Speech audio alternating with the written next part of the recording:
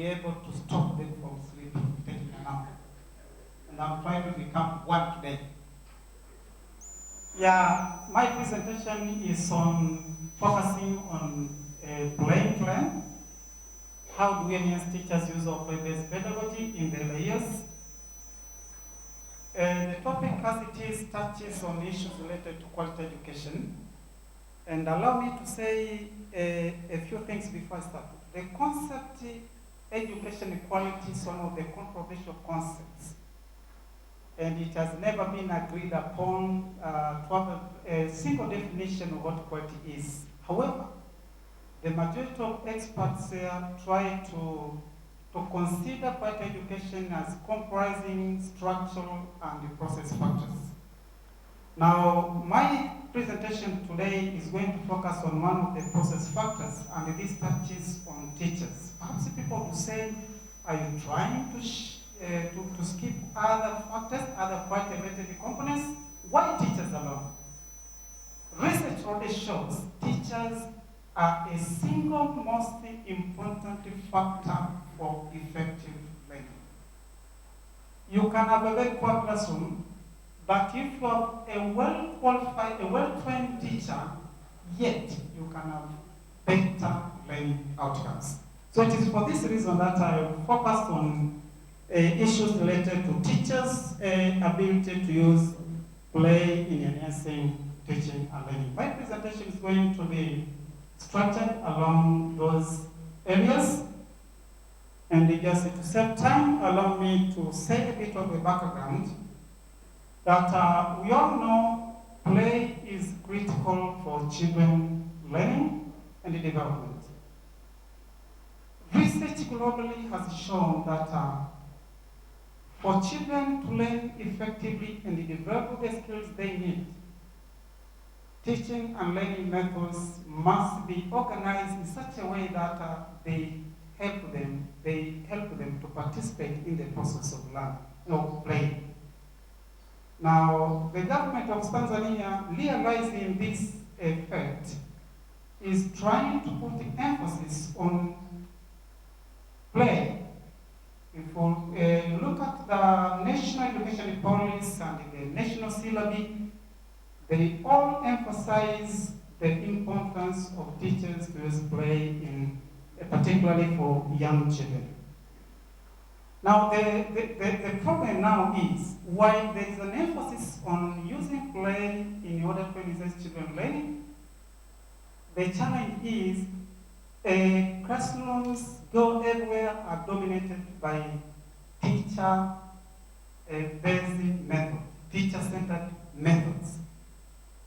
And yet, while I'm trying to focus on the early years, the majority of teachers, where we conduct research, classrooms in other places are usually dominated by lecture methods. And perhaps some of the reason why lecture-based methods are common in these early years classrooms, it is because teachers themselves do not have the opportunity to learn play-based pedagogy during their initial training. And there is an old saying which goes, thieves beget thieves. If these teachers have been trained from their lecturers who are using lecture-based method, that is all they know. When they go to the classrooms, they still use the same methods, and that's why this kind of teacher-based, centered approach to pedagogy is dominating the classrooms.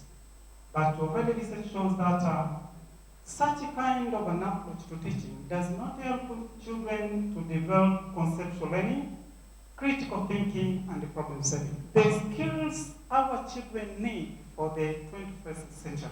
And you hear people saying education in Tanzania has gone down. And you ask them, why do you say so? You see today, you ask a person the kind of answers he's going to give, you even wonder, is this a graduate? The main reason touches on issues related to problem-solving skills. These are higher order skills. And the previous presentation has been touching on issues related to higher cognitive skills. So this is the problem we have with the education system, and as we are going to see, there is a problem somewhere, and this conference must be able to address it. Then research also shows that to effectively use play to enhance children learning, teachers must be well trained in those pedagogies. Yet the majority of teachers lack the skills in using play-based pedagogy, a factor that makes them rely solely on these lecture methods and blackboard-based methods. So it is again that background, the Tanzania Partnership Program. This is a collaboration between Tanzania and the Michigan State University. Actually, they are implementing a project in two communities, one in southern Tanzania and the other in the northern Tanzania. So the program actually originally intended to help the communities develop resilience. But in the course of time, the project realized children in these communities were not going to school. In the northern part, we have a tribe called Maasai. They would prefer their children to go to graze animals, to go into school. While in the south, they have some cultural values which actually they cherish children just staying at home, getting married earlier, but not going to school. So we realized how best can we attract the children to go to school. We thought probably we construct playgrounds in these schools. And once after the playgrounds had been constructed, it was very wonderful to realize every child was running to school. And even if the context where parents would say, you don't go to school, you go and take care of animals, children would apply and yet they would come to school. But then we realized, yes, children are not coming to school. But are they learning? Or they simply come to children to enjoy their playgrounds and off they go. How do we help these teachers be able now to make use of these playground facilities to enhance children's learning?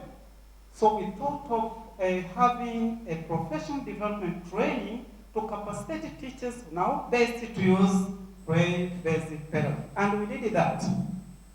Now, after we have done that now, this project actually, this research which I'm reporting, a project that is ongoing, the finding of a project that is ongoing, we wanted to see whether teachers make sense of the professional development and the related curriculum modules that were introduced during the professional training workshop that was conducted. Now, people will ask me, did you develop new modules, curriculum modules apart from the one that are developed by Tanzanian School of Education? Yes, we developed curriculum modules just to help teachers to be able to use playgrounds in the process of teaching and learning, but the modules were aligned with what the syllabus which is already written by the Tanzanian School of Education. These modules were just intended to help them how to use playgrounds in the teaching and learning process. So, we wanted also to explore additional support that teachers still need that was the third one, but the first objective was to explore how teachers experience and respond to play-based pedagogy introduced during the professional development training.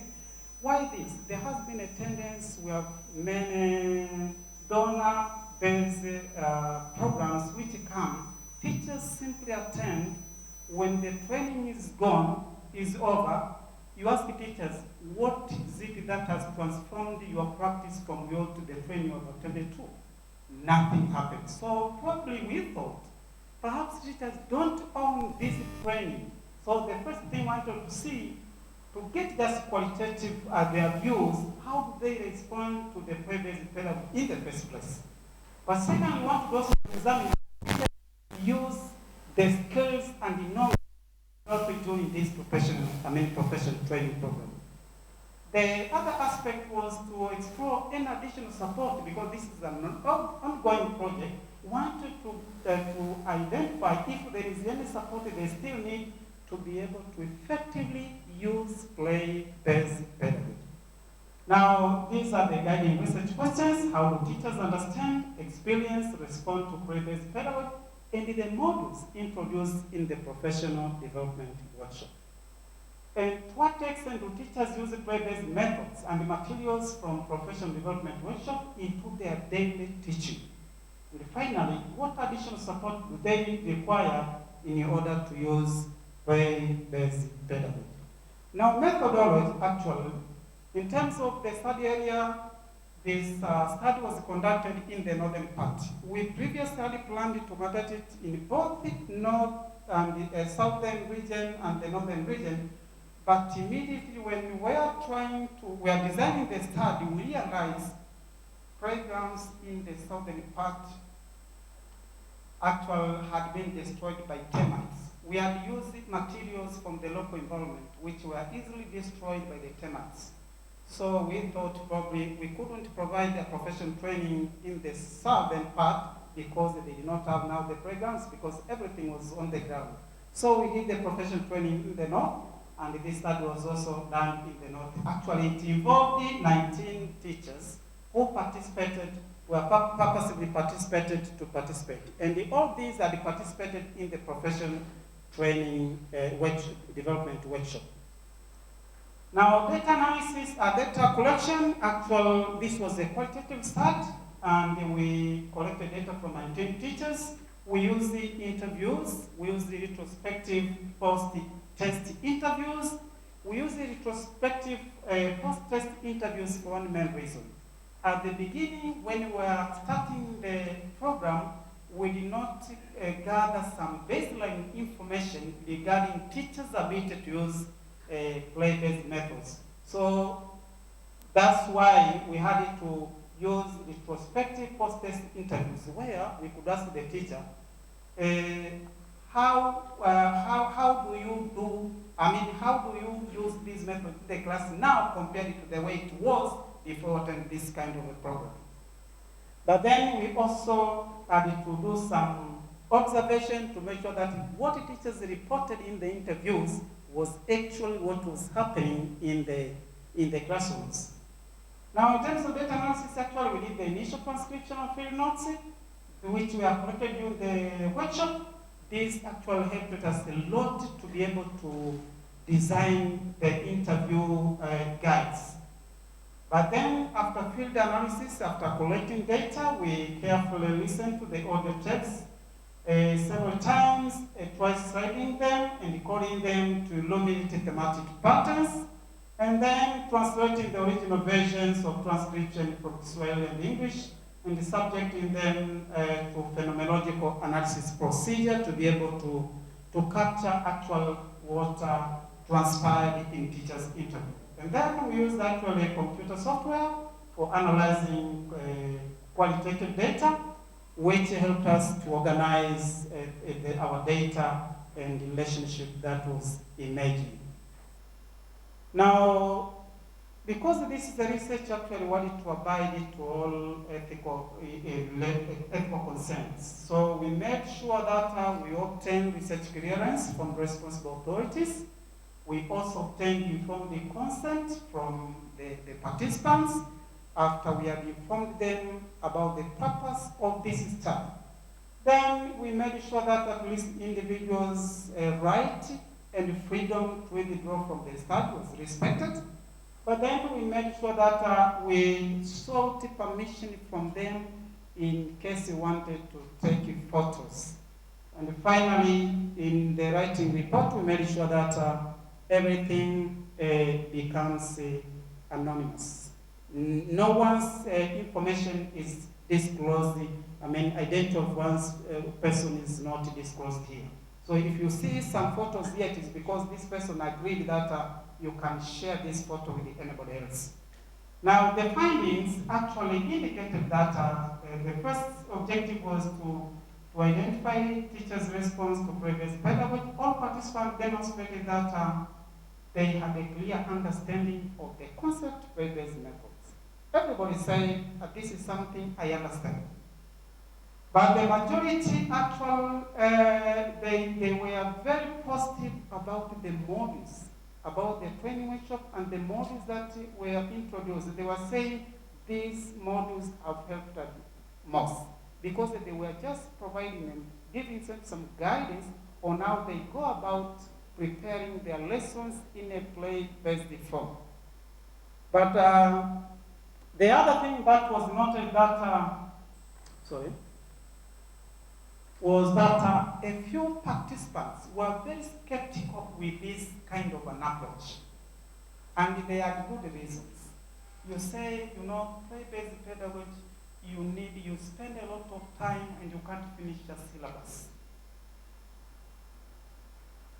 And some of them, I could not just raise their voices, they were very skeptical, saying if they quite assure us visit our school, they would want to see that everything that has been written in the syllabus is well covered within a certain period of time. But if we're using these methods, you are more likely not to accomplish what you are expected to accomplish within that specified time. But they were also very fearful about the nature of classrooms. How do you use classroom in a context where the class has about 100 students? How can each child participate in this kind of teaching method? But there are also the question of pressure from the quite assurers who want to see that everything is completed. This morning we have heard people say there has been a concern for syllabus completion instead of the learning outcomes that children must develop. This is a very serious aspect. And then, in terms of application of play-based method, it was very wonderful that every teacher participated in the workshop. You visit the class and realize it is wonderful. Teachers actually were involving children in the teaching and learning process, and the children were enjoying. When it happened that today there is a particular teacher who makes use of this play. This covered also even in primary schools and 1, and 2, and 3. But as you might realize, some teachers, because of the way they're doing the field, they would be reluctant. They are laggards to these changes. But if the children realize, today there is somebody, a certain teacher will take us to the playgrounds, and the attendance was 100%. So you see the photograph, there is a teacher who actually is teaching the concept of addition in mathematics, and he has the tires. That is a calculator, one of the play facilities on the playground.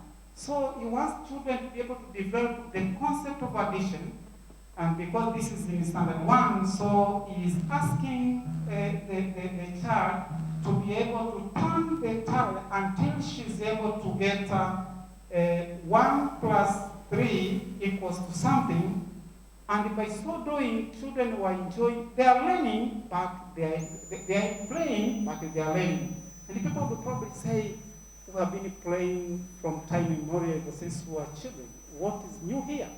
You are playing, but you are not learning. Here we are using playgrounds and how they can help children learn these subjects. Now, you see that it was very wonderful to learn that this has never been undergone specialized training in teaching. It has just been taken from the community. But something that was wonderful, when she had participated in the workshop, she was doing wonderful in the classroom, compared to even those teachers who were professional trained as teachers. And the reason you might why, it is because of the passion that teacher had for children. Children want individuals who, first of all, love children. So the fact that she loves the children should help them. See, they are just on the ground. She's trying to show them how to write some figures for some numbers. How, children learn best how to write first by also going to the ground where they start figuring some of these numbers, and then later they can be able to read on their exercise books. But then areas of professional development workshop that were considered to be helpful to them was the question related to orienting them in using play-based methods in teaching these subjects. that was reported by all participants. But the question of preparing teaching and learning materials, pre-based teaching and learning materials, was something that teachers cherished most. They said, this is something we had not learned during the initial teacher training. So perhaps you give us more opportunity to learn, to be given the opportunity to develop these more materials. But the other thing was the question related to lesson planning. To be able to use play effectively, you need to have time to plan your lesson. Now that is something that was also taken into account during the professional training program, but there was also the aspect of learners getting the opportunity to participate in the learning process. This is something also they said it was very, very important to them. We emphasize to them learning is for children and not for the teacher. And the best way you could influence children learning is to give them the opportunity to participate in the learning process. Rather than just staying here, you preach as if you want to baptize them at the end of the day. So that is something that everybody was saying, wow, this is wonderful. But the other thing we wanted to also explore was the challenges that these teachers are still facing. Remember I've said this is a project which is ongoing. So we were still making some improvement, and probably later on we're going to scale the module, the model we're using to other parts of schools in Tanzania. So that's we wanted to see the challenge that they still face in using the play-based method.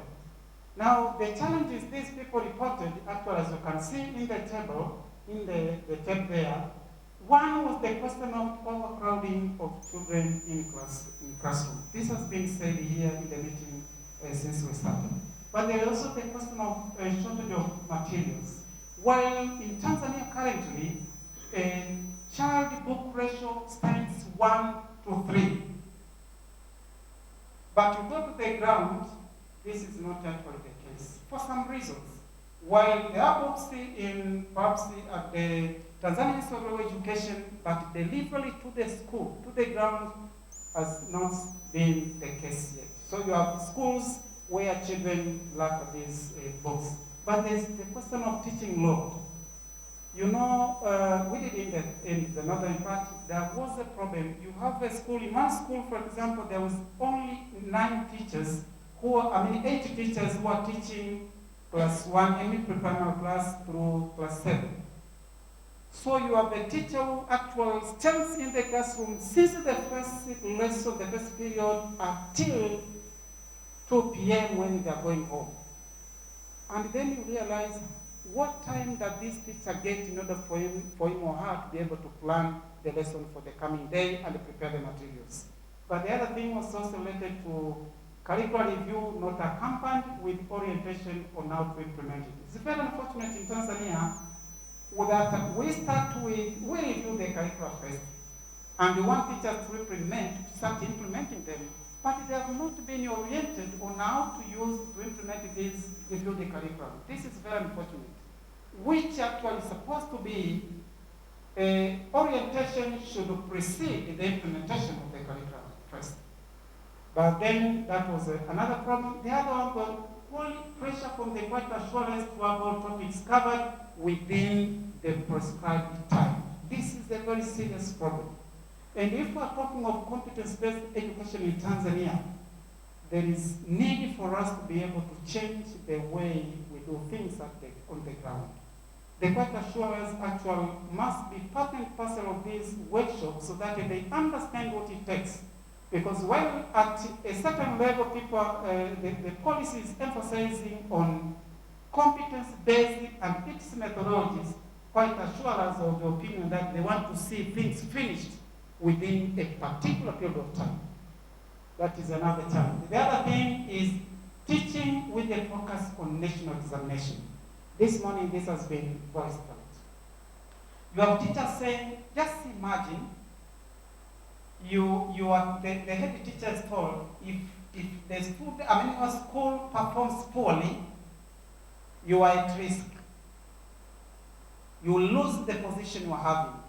And the head teacher also goes down and says, if you want me to lose my headship, I'm going to make sure that I deal with you accordingly before I'm dealt with.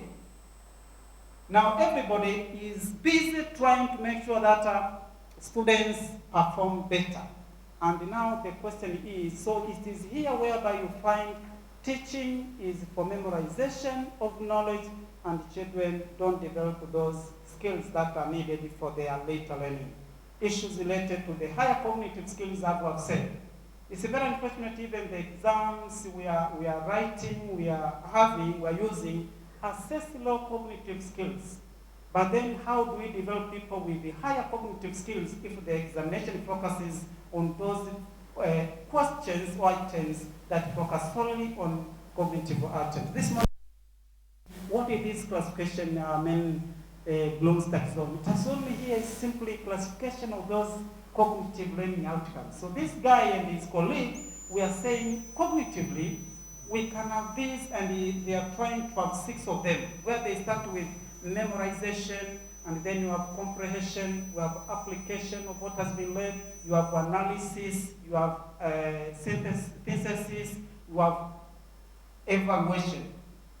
Those are the levels, but our education system and our teachers have been focusing solely on the memorization, the memory, and understanding. Very few go to application. Now, the question related to analysis, synthesis, and evaluation remains to be a challenge to most teachers. But the other thing also is related to children being enrolled in grade 1 without having gone through the preparators. Well, the policy says every child must go first through the preparators before he or she is enrolled into standard 1. This has not always been the case in all areas in Tanzania. We still have some places where children don't go to this program, particularly in the study sites. Then we have the support that teachers still need. These teachers reported that despite the good program you have offered to us, yet we still need some competencies in the use of ICT. And we all know the importance of ICT as far as teaching and learning is concerned. With ICT, you can be able to prepare a lot of materials that are needed by children to be able to learn best. But there is also the question of issues related to improve skills in planning and organizing subject content in play-based pedagogy. You know, the training was offered for only 2 weeks. We have been making follow-up, but teachers are still saying, yes, we are developing these skills, but we still need further training. We would wish to have a training that will be able now, every topic I want to go to teach in the classroom, I'm able to organize in a play-based format. But then there is also the question of using playgrounds in overcrowded classrooms. This is one of the things that was part of the effort, that our classrooms are so congested. But then we want to be capacitated to such an extent that we are able, whether you have a 200 class, a class with 200 students, then you are able to use playgrounds. But then you realize, as someone has been saying this morning, sometimes we can't expect a miracle to happen and that kind of a circumstance. The teacher has a passion to make sure that he influences students' learning outcomes, he does what he is able to do, but then the context, the environment does not favor the teacher to be able to do that. And finally, there is the question of working with the parents. And here, it may be because it was a challenge. Some teachers say, I'm contributing money. I'm contributing money so that I want to see a change in my students' abilities in terms of writing, reading, and doing some mathematics. But how comes when they see teachers working with children on the playgrounds, so parents complain, our children are just going there to play and not learning. Now to them, learning is writing, being able to write, being able to speak good English, being able to solve mathematics. But children learn by phrases. At this particular time, they just need to develop what we call pre-writing skills, pre-reading skills, pre-arithmetic skills. When they join class 1, that's when now they can start learning how to write. So that is a challenge. So one of the areas that teachers demand is how they can be capacitated on how to interact with the parents. To be able to tell them, you see, this is also part of learning. And some parents, in some cases, are even trying to withdraw their children because they see them as if they are not learning. In terms of conclusion, the majority of teachers who graduate from colleges lack the competencies in using play-based methods. I'm from a teacher college, particularly from a university. Perhaps we accept sometimes the blames, but again, it is because of circumstances. I'm teaching a class with a course with 2,000 students. And in a lecture room where they get seated is bigger than this one. And you are trying to imagine, I know what it takes to prepare a good teacher. I know what it takes for a teacher to develop the skills he needs to be able to influence learning. But then imagine, these teachers need hands-on experience, hands-on activities. How do I do it? In a context where I have 2,000 students listening to me, how can I be able to provide individual tutoring to assist each individual teacher to be able to develop the skills he wants? That is one of the things. But the second conclusion we draw from the study is that continuous professional development can significantly improve teachers' use of play-based methods. Yes, teachers do not have the opportunity to get this knowledge and skills in their initial teacher training. But yet there is still room for learning. We are talking of the quality education.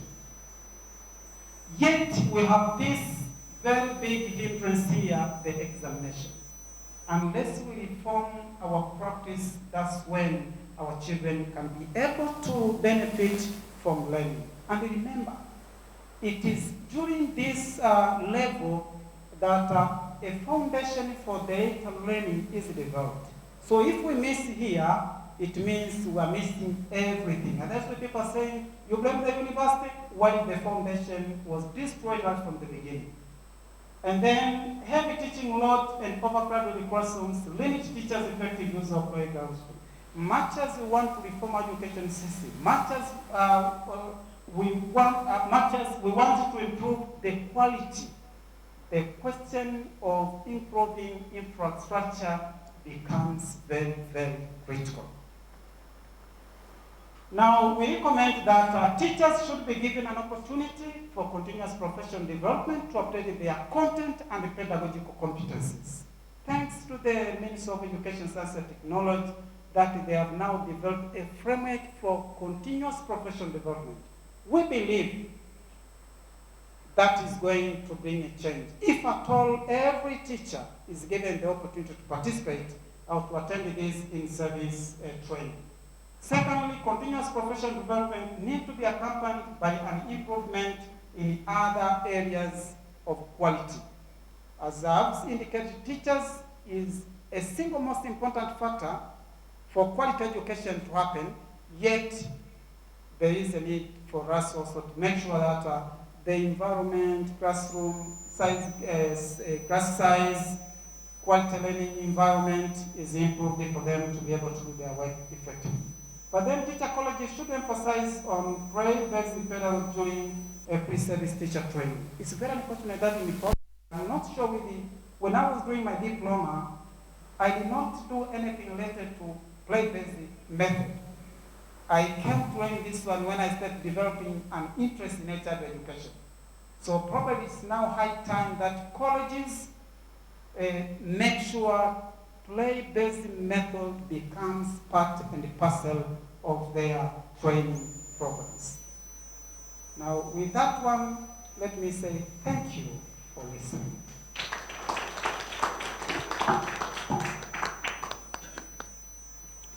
Oh, thank you very much, Dr. Machum, for a very, very informative presentation. And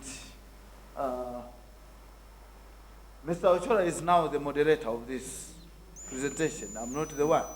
So please, you are welcome. You might be able to summarize what Dr. Machum was saying before you allow the floor. Thank you. Welcome. I don't know if I'm going to moderate or to dictate.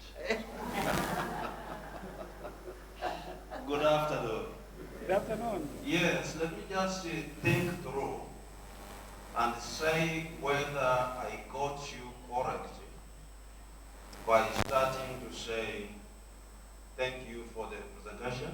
Thank you. For our philosophy around playing to learn.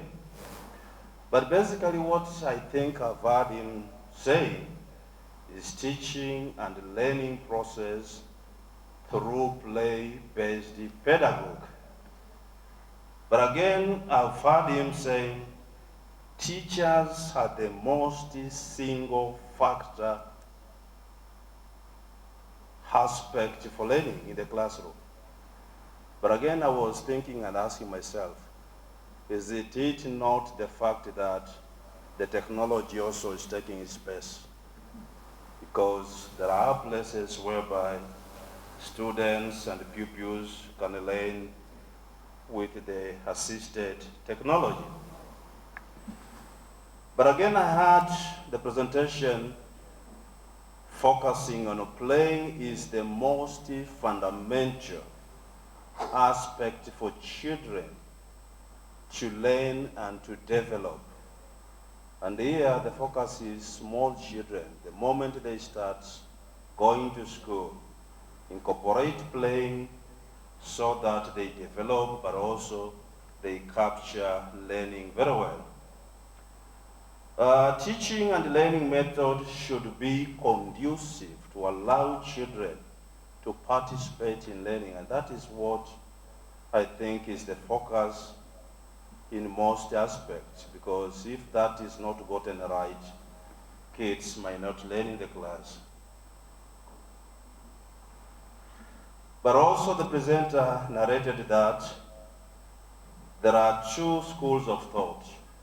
One is that which is teacher-centeredness, but is advocating for a methodology of memorization. Kids don't really learn, but they're just taught how to memorize instead of learning and developing most of their cognitive understandings. He also highlighted an aspect of importance of harnessing ICT in ensuring that kids are learning. Also an aspect of learning environment, but of most important is the understanding of parents on the play-based learning methodology.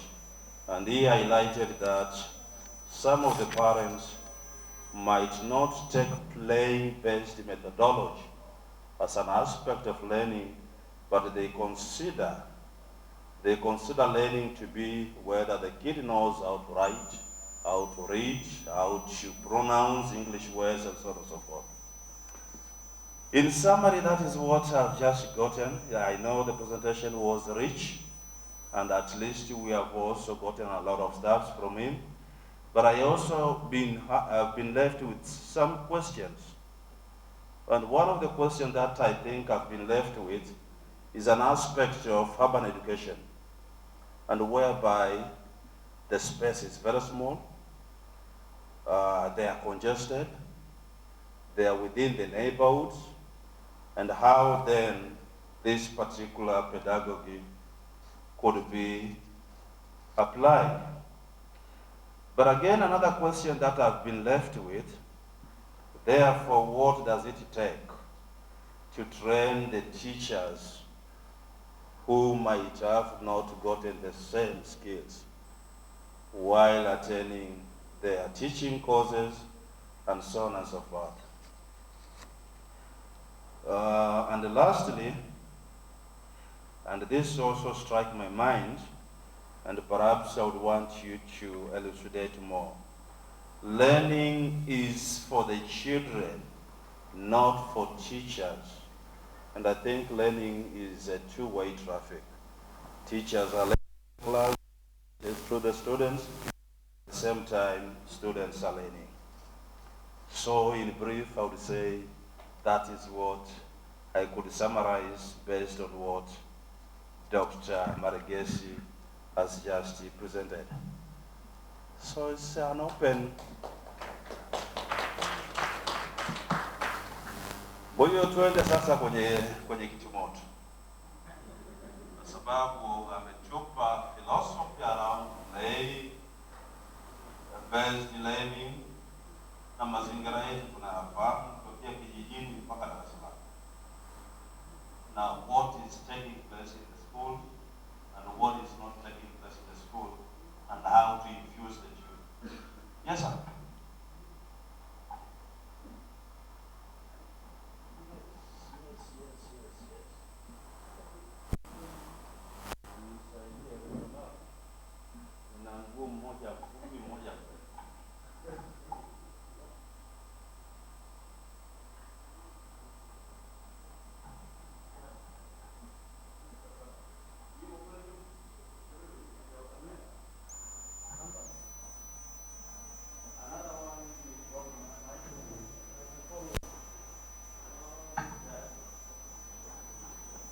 Okay, thank you, Dr. Malekesi, for the presentation. Before I proceed, I can have to say that an opportunity just 2 or 3 days ago, I was somewhere invited to engage teachers so that they improve their the implementation of the current curriculum, and especially on the play-based. And what we're trying to say about the domination of the teacher-centered pedagogy was there, because when I was engaging teachers so that they have the capacity to implement effectively the curriculum, that was also coming up. But the challenge of parents, because I was trying to follow the challenges that teachers were bringing out, and you cited the issue of examination. So I was wondering, how do these teachers consider the national examination, while at pre-primary they know that they have to go for non-paper-based examinations? Therefore, my question is regarding the presentation. You engage teachers in training. Now, the word training, to me, I linked with the sustainability of the knowledge and skills that they will gain after the program, so that they are able to ensure they implement the competence-based education, and especially use of the play-based pedagogy. Secondly, how do you think the use of the method that you have, so I'm linking with the issue of sustainability, and again, the improvement of the capacity. Because I did not find, maybe you forgot, the issue of training with the professional development seems to be expert-driven than school-based, where these teachers, even if the project is out there, they will have their competences and they will sustain the knowledge that they have developed. Quite opposite to what you are trying to bring out. The issue of number of students and number of pupils and the application, now there is a quite open answer that these teachers really miss the capacity. Because with the play-based, that means they are thinking of the 4-angle learning space. And that means the classroom. And they think there where teaching will take place, and they forgot there is indoor and outdoor environment, where play could be appropriate for this number of learners, other than having a class where you have 100 and above. That is quite impossible. And that's why they were bringing such kind of challenges. So I think, as you are saying you are still going on with the project, it is also important to note that they should not just rely on the classroom where we used to believe darasa is a building, other than thinking of a learning space. Yes, okay, thank you. Yeah, that would be fine.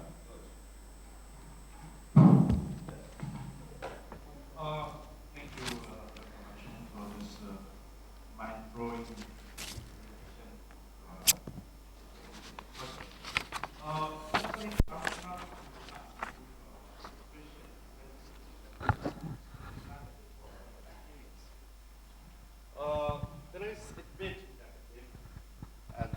many among practitioners that in the context of Tanzania and many other developing countries, we have a problem whereby most of LDS teachers tend to structure a play-based instruction based by focusing on lower mental skills.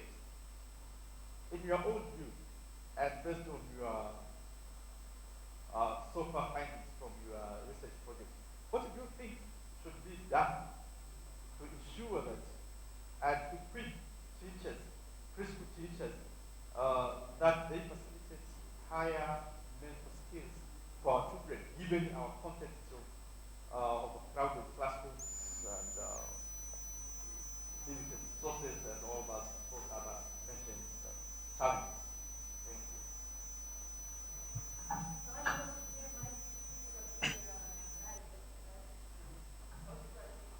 Oh, okay. Yes, Professor.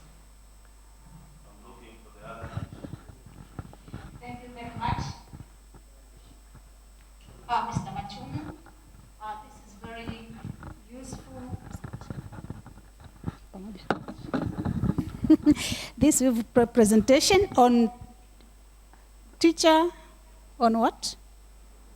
Play-based teaching.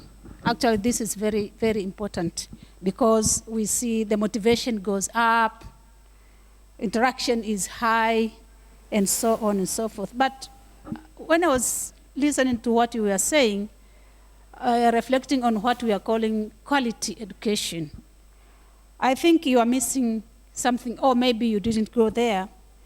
When we link with Richard's presentation in the morning, where he was accusing us of looking into input and process and leaving the outcome. Now, I would like maybe when you go and revise your paper, you would like to also look into how does this play-based teaching methodology develop capacity to help the learners to get the outcome, or to empower them to be able to use that knowledge effectively. And therefore, you want to look into not only the process and the methodology and the motivation and things like that, but look into the input. What is it that, the content, what is it that they are learning that will help them to get the outcome, to be competent in whatever that they want to do. Thank you.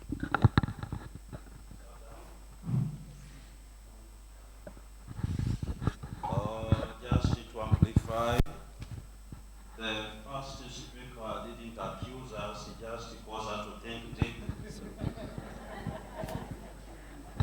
All mic. Yes. Thank you, Dr. Machumu. And the moderator. My question goes direct to recommendation number 3. You said teachers, colleges should emphasize play-based. What do you mean? I mean, what do you mean by teachers, colleges? Do you mean all institutions that train teachers?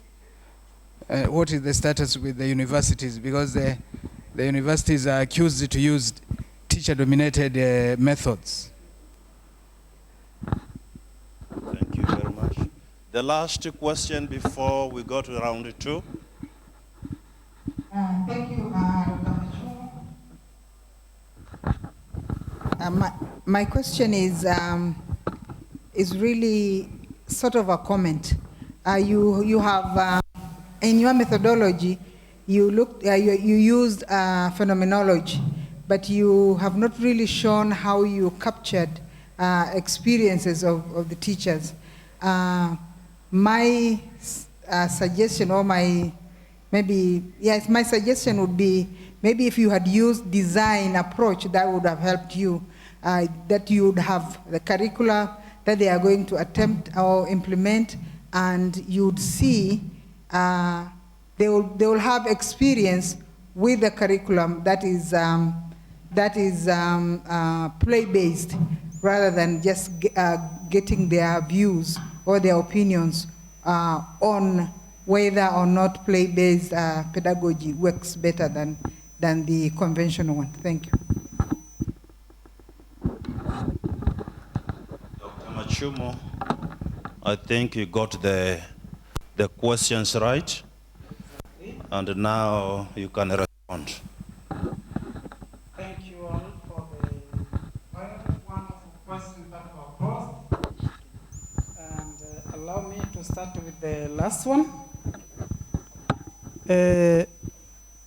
Madam, I thank you so much for the comment that you are giving. As I've indicated at the beginning, this is an ongoing project. Probably it was, your comment is very, very useful.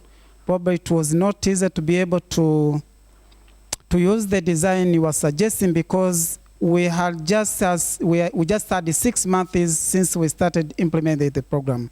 So it was not easy actually to learn from their experience. At least later on, when you will be writing the findings after the project is over, that is going to be taken into account. But the other question is related to, is from Mr. Manongi on teacher universities. In fact, the challenge we've had, we think teachers for young children are those people who are very lowly trained, those with very low qualifications. If we want to be serious, early years should be taught by people with higher qualifications. And this is what is happening everywhere in the world. So what does this imply? This means universities now, it's high time they change their way of teaching. The University of Dar es Salaam, where I'm coming from, one of its constituents, actually we have reviewed our programs. Instead of preparing teachers only for secondary school, we now intend to prepare teachers for primary school, teachers for secondary school, and the teachers for early childhood education.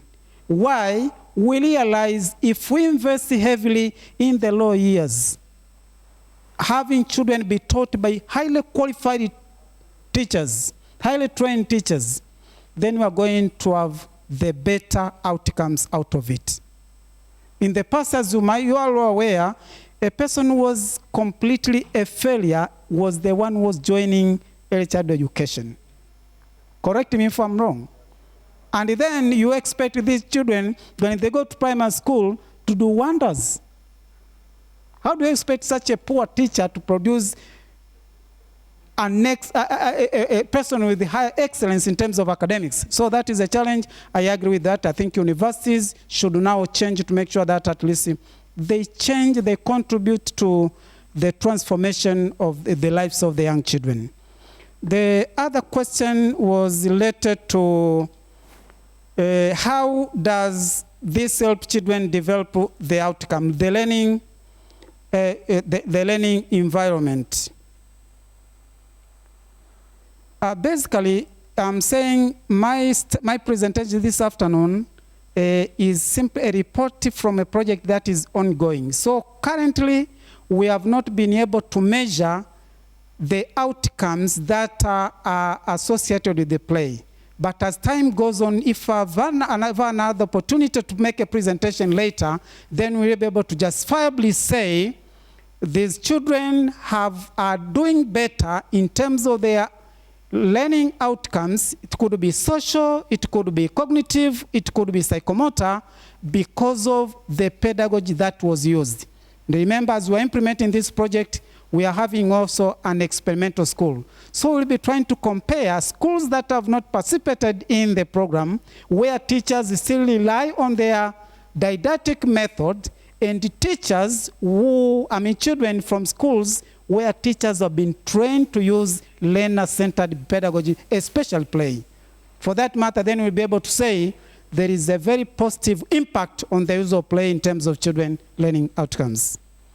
The other question was on the ensure that developing higher cognitive skills.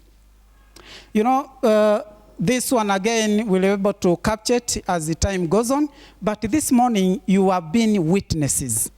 When the guy from Light to Pray was telling us, you go that way, people were getting confused, and you know the reason why?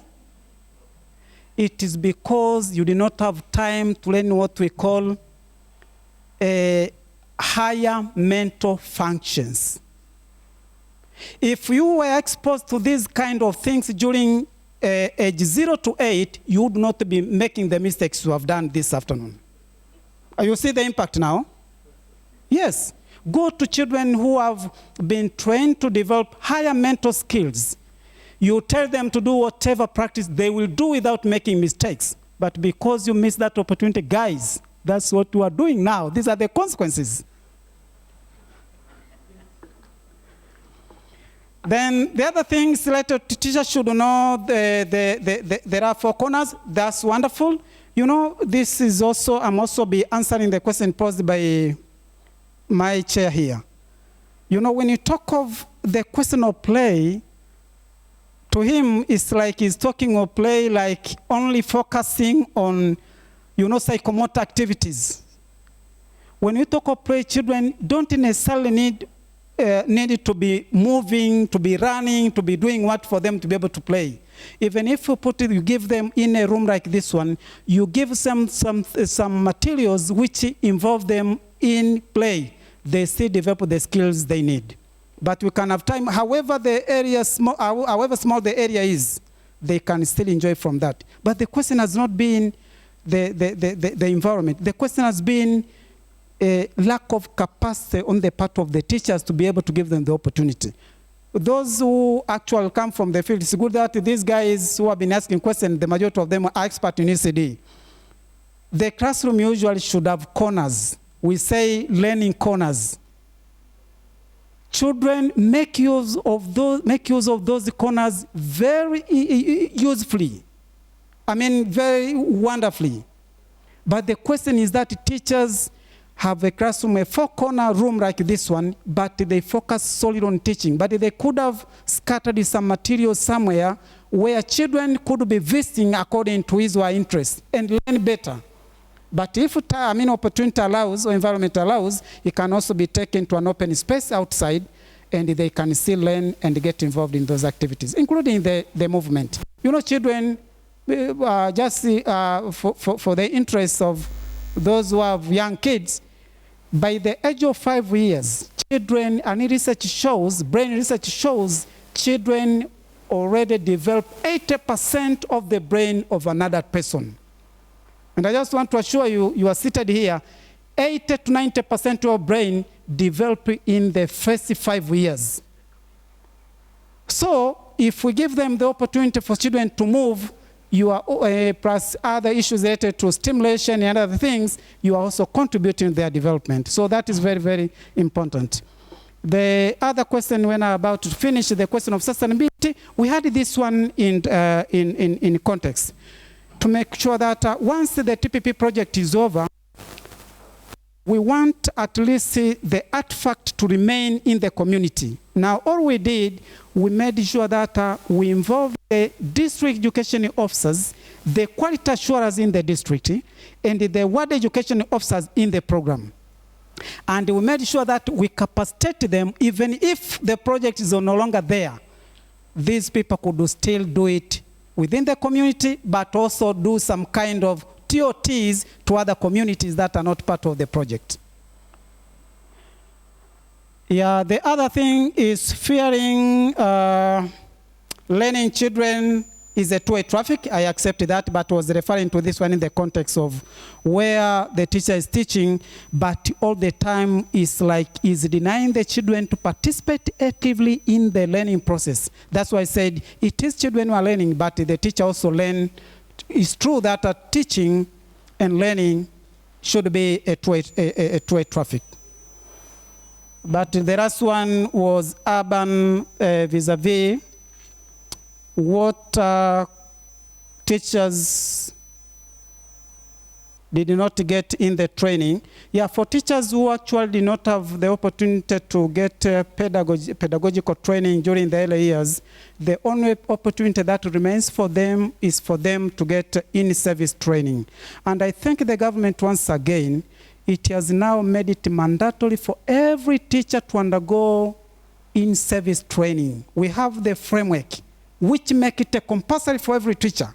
Now the question remains, will their funds be available? But if you read the document the way it is done in such a way that you don't need to get funds from UNICEF, you don't need to get funds from TechDen to be able to run these in-service training. They will be done at the TRCs, where we'll have the experts who can conduct all these trainings. The problem is the passion of people who have joined the teaching profession. This is the big problem.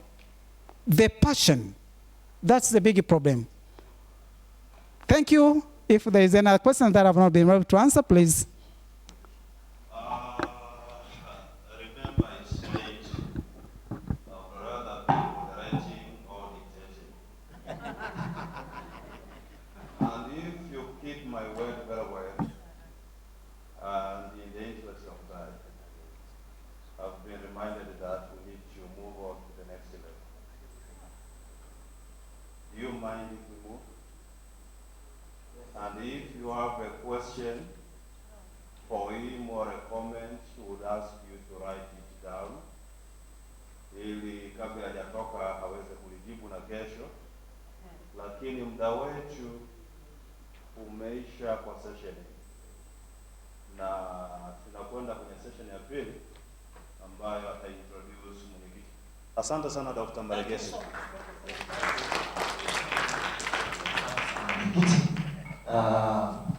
Kwa hii presentation. Tunashukuru Dr. Machumu kwa presentation yako. Sasa tunaingia kwenye sehemu ya pili inayotupeleka mwisho wa siku ya leo. Sasa tulivyokaa hapo kiangalia tuna column 4. Sasa hizo column 4 zitatutengenezea makundi ya leo. Yaani hapa, pale, hapo na pale. Wale wote wanatengeneza kundi moja, kundi la pili, kundi la tatu, kundi la 4. Sasa kwenye makundi hayo tutafanya nini? Tutashughulika na mambo matatu. Naomba tuyaandike hayo. Tunataka ku wrap up.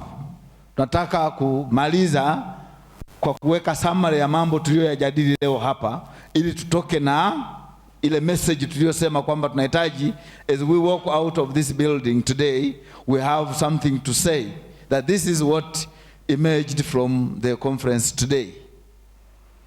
Now, one, we would like you guys in your group to discuss what are the key issues. What are the key issues that emerged from each presentation? We had 3 presentations today. We had a presentation from Dr. Terry. We had a presentation from Richard. And now we have a presentation from Dr. Machumu. So you summarize in at least 3 or 4 points what major issues emerged from each of the 3 presentations. Number 2, what suggestions or recommendations are you making for improvement with regard to each of those issues that emerged?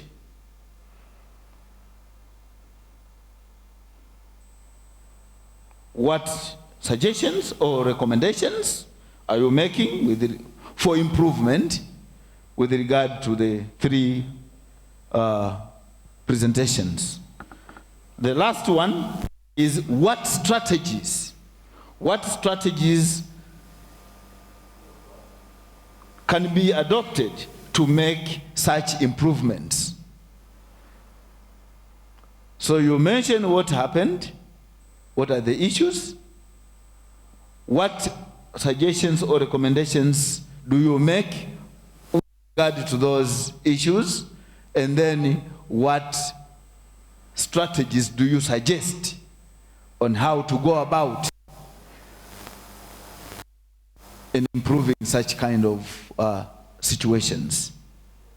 So please, I don't know what, how will you sit, but you can decide to take one table as your center where you can sit around and try to digest one presentation after another, summarize just in a very few points. We don't need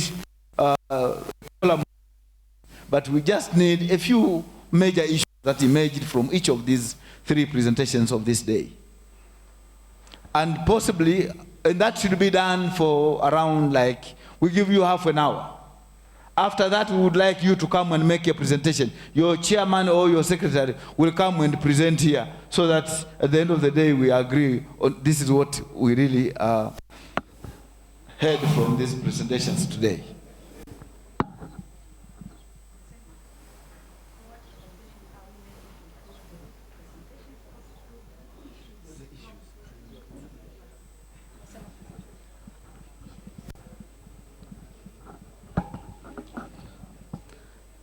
Sorry, for those who did not hear me right, I said, number 2, I said, what suggestions or recommendations are we making for improvement of those issues that have emerged from the presentations? And then the last one is the strategies now, how to go about.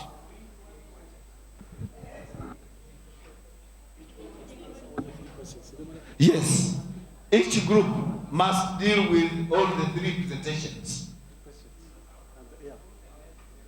Sorry. Yes. Yes. Yeah. Yes. So each group will digest all 3 presentations.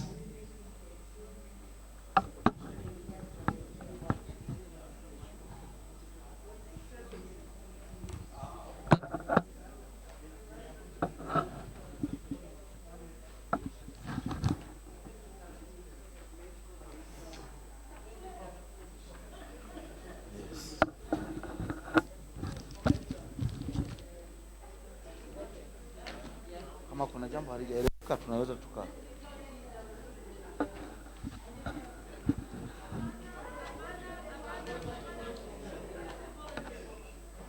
Nafikiri hapo iko sawa sawa. Nafikiri imekaa vizuri. Hiyo message. Hayo maswali matatu.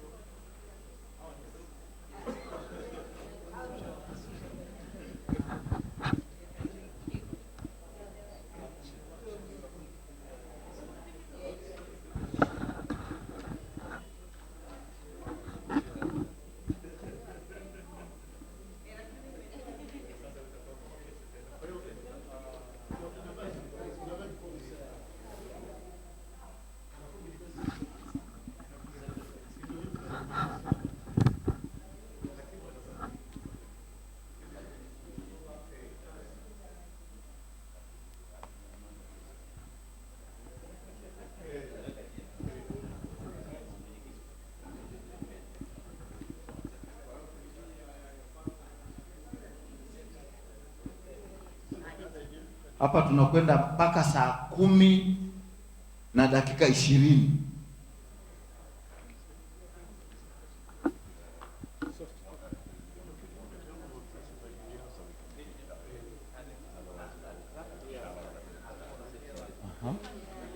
So you suggest each group to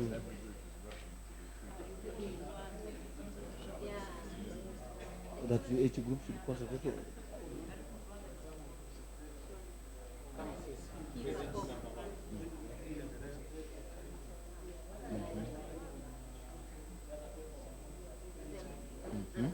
And we have 4 groups.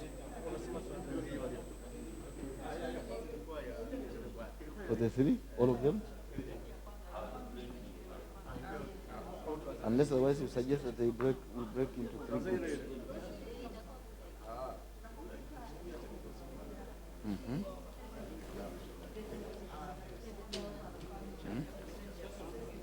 Tulikuwa tunataka lengo lilikuwa ni kwamba kila watu, unajua nyinyi mnaweza mkawa mmeconsider vizuri eneo moja, lakini eneo lingine hamjalipata.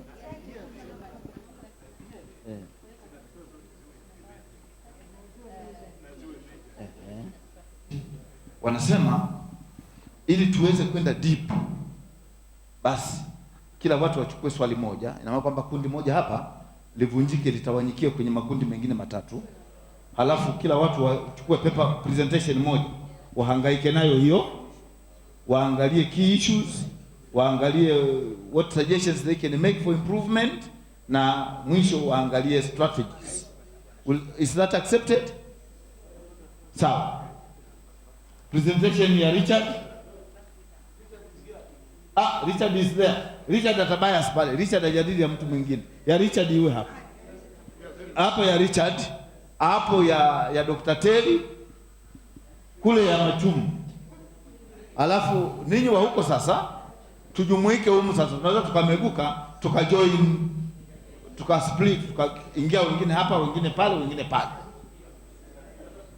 Ili tuwe na concentration kwenye paper, kwenye presentation moja, lakini tukishughulikia haya maswali 3. Ili kumsihangaike na nani, maana ninyi sasa mvunjike hapa. Mjoin huko. Kule ni early childhood education, ile ya Machumu. Hapo katikati ni ile ya ya Mr. Richard, na hii hapa ni ya Dr. Terry. Sasa wewe uchague mwenyewe unataka kwenda wapi. Na na maswali mawili 3. Ninyi ya Terry, ninyi ya kwenu ya Terry, mumchanganue Terry hapo na mambo yake yaliyojitokeza kwenye presentation yake, na mna suggest nini na njia gani zitumike. Sasa pepa yake si ndio hiyo. Hawa hapa ndio watu wa Richard, wale wa key indicators, wazee wa indicators wako hapa, na hapa ndio wazee wa play to learn. Sasa with exception Machumu hataki, yani presenter hataki kukaa kwenye kundi linalojadili swala la pepa yake, anatakiwa kakae kwenye kundi ya pepa nyingine. Hiyo ni condition.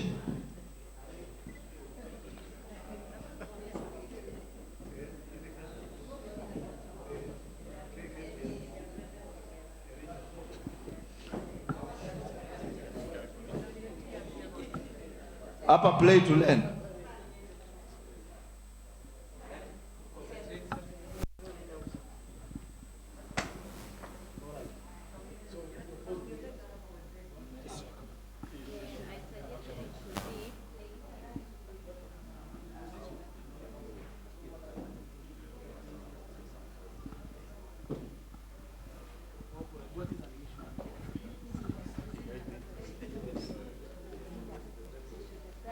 Kwenye hilo group asija kaenda kwanza presentation. Terry sasa hayupo. Terry hapa hayupo.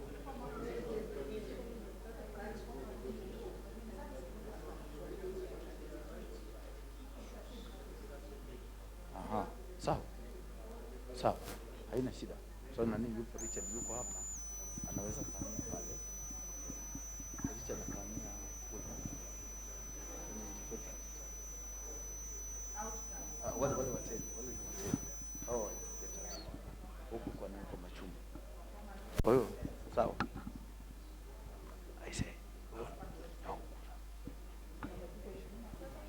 Anasema ili upate input vizuri za kuimprove paper yako, njoo kae kwenye nani yako. Na Richard,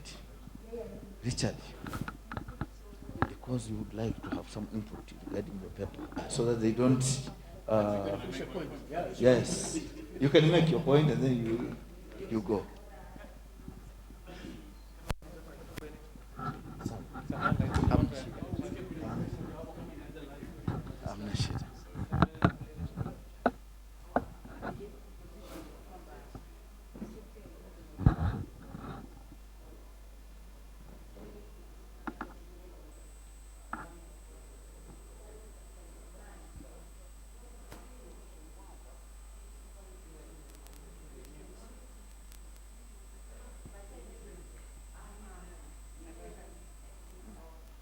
Wale wengine wanaanza na nyoka. Yeah.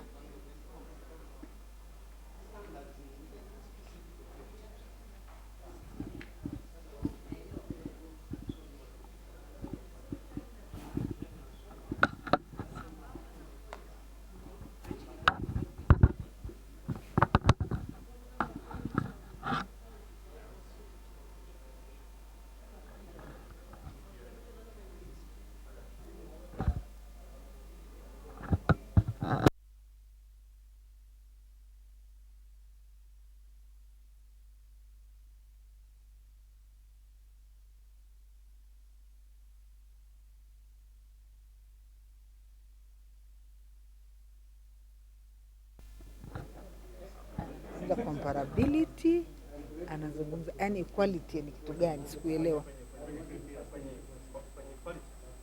Alivyokuwa anazungumza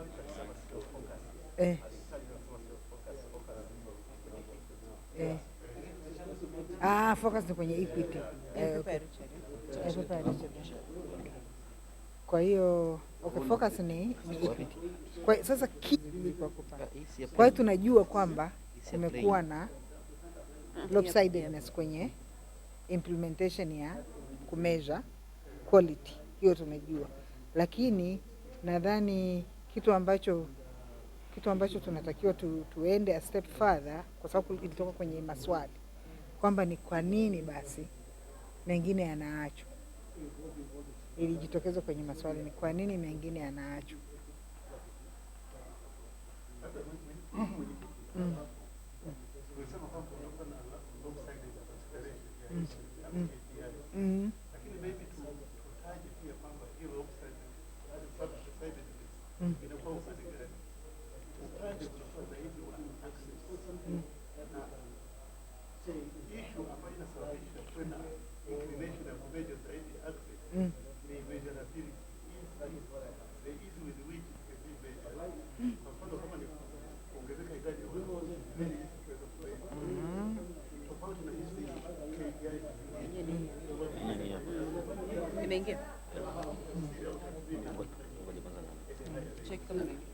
Nadhani issue nyingine sasa basi, ukisema hapo issue nyingine ndio ile kwamba kukosa standard ya quality ni nini. Nadhani hiyo ni issue ya pili, kwamba focus imekuwa kwenye access, lakini pia kwa sababu tumejua kwamba access inakuwa measured zaidi kwa sababu ni rahisi kuimeasure, lakini quality, ukitaka kuzungumzia quality standard ni nini, uweze kujua kwamba kweli kuna quality education hapa. Kwa hiyo nadhani hiyo na yenyewe ni issue nyingine. Bado hatuna. Yes.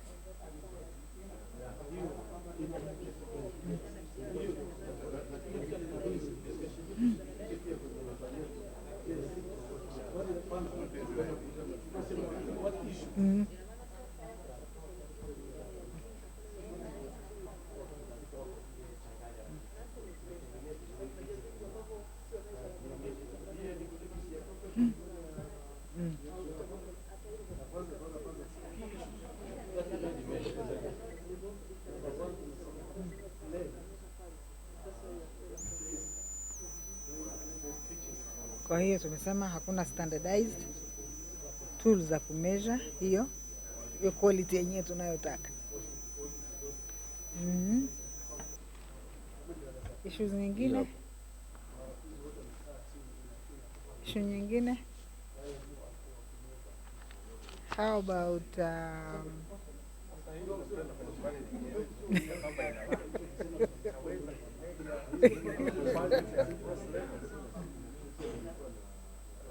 doesn't have to be one size fits all. Looks at the subsector and what are the issues in that subsector. Kwa sababu education zenyewe zina subsectors, ndio. Kuna primary education sector, hata ukienda kwa wizara ya elimu unakutana nayo, lakini kwa kweli lazima tuwe nayo, otherwise tutakuwa tunacheza tu, kwa sababu tuna how do we measure. Hebu tuendelee kukumbuka, kuna kitu nilikuwa nakikumbuka sasa nimekisahau.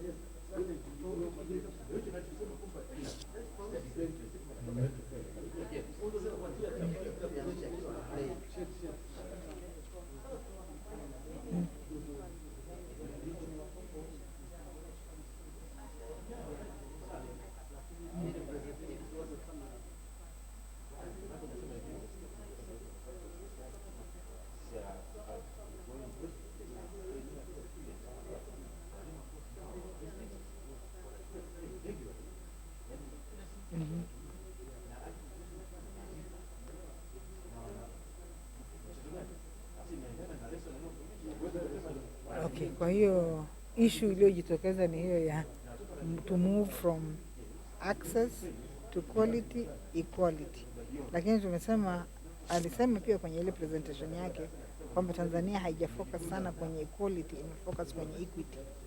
So is equity the same as equality? Ni vitu viwili tofauti. Kwa hiyo nadhani hapo hiyo ndio issue kwamba nani sasa anatakiwa ku define, kuweza kusema kwa nini kumekuwa na focus kwenye equity rather than equality, au definition, how do you define hiyo equality yenyewe?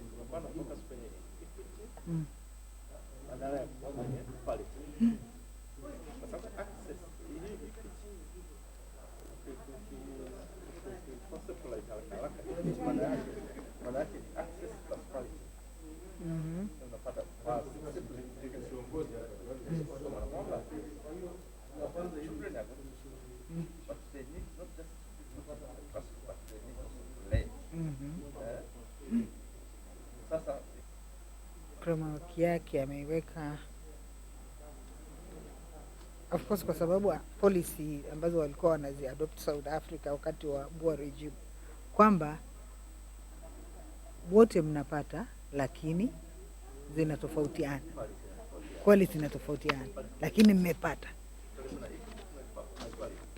Equality haipo, hakuna equality, hata hiyo equity yenyewe, lakini at least wanajisatisfy kwamba ni fursa kwa wote, mnapata, access ipo, lakini ya namna gani, kuna differential. Kwa hiyo na sasa hivi tunaposema equity, nadhani ile access ndio ilikuwa imekuwa focused on. Equality ambayo tunataka kusema kwamba kila mmoja apate sawa na mwenzake, tunaogopa kwa sababu context zinatofautiana, kwamba what works kwenye context hii may not work kwenye context ile pale. Kwa hiyo tunakimbilia ile equity inatupa ile cover kwamba hata kama mnatofautiana, kama nyinyi mnakaa kwenye matofali na hawa wamekaa kwenye madawati, bado mko under the roof mnasoma. Kwa hiyo nadhani ni kitu kama hicho. Well, so uchochezi kama alivyosema hiyo ne. Ndio that is.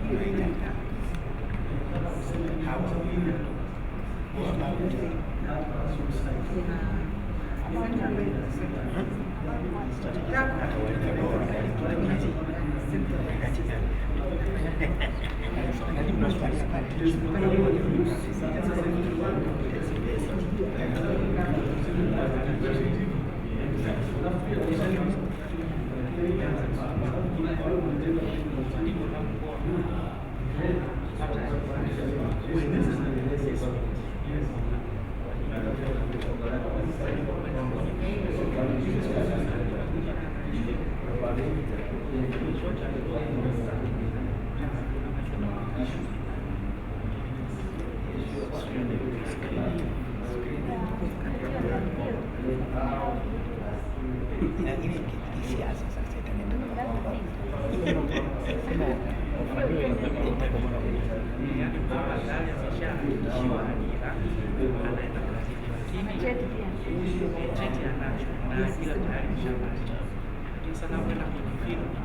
kwa sababu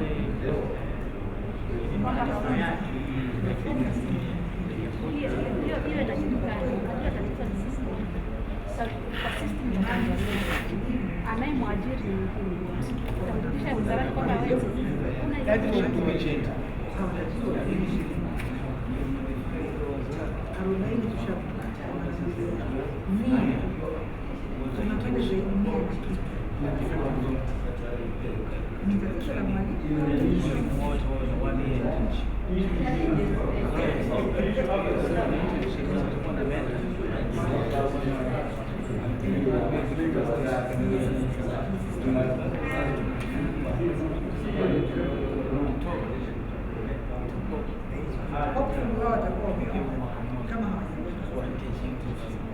kama unamkumbuka daktari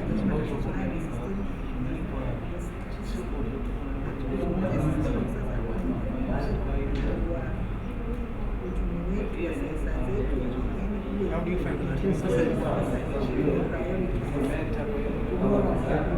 inafanyikia chuoni au inafanyikia kwa hiyo kuna mentor mbalimbali shuleni alafu baadaye anafanyaje? Anapewa mtihani. Sasa nakwambia hiyo haifanyi kazi. Naomba nikwambie experience ya Marekani. Marekani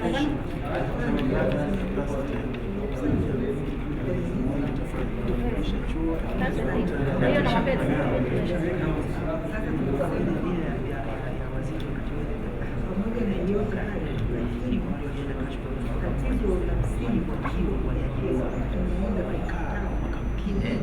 wakiwa chini ya uangalizi na kuzoea ilitokea.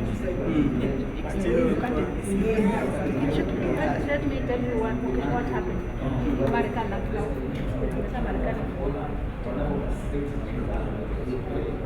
Unapata degree yako ya walimu nzuri kabisa, umefaulu na GPA ya juu sana, utapata certificate mpaka ufanye mtihani wa teacher. Yaani mwingine anaweza kukaa kwenye hiyo certificate anajifunza for 10 years again kabla hujapata certificate hiyo. It is something very hard. Kama unataka kabisa competence ya kufundisha wale wanaoendelea darasa, ile motivation nayo na inaangaliwa serious objective kama hicho. Lakini sasa hapo kusema hivi ataenda na colleague alafu unaendelea uwepo na mtihani mwingine.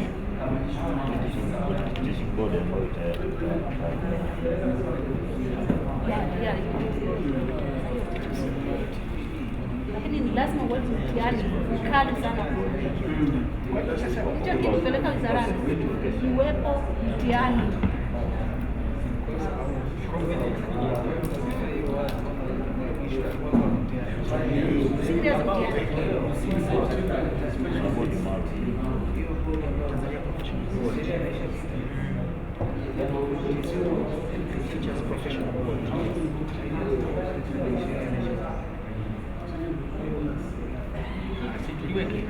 Hiyo itasaidia.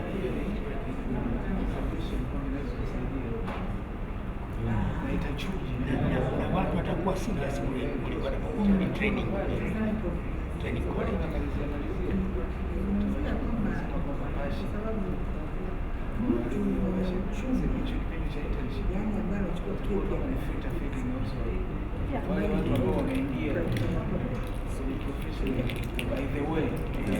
Kwa sababu alipata mkopo.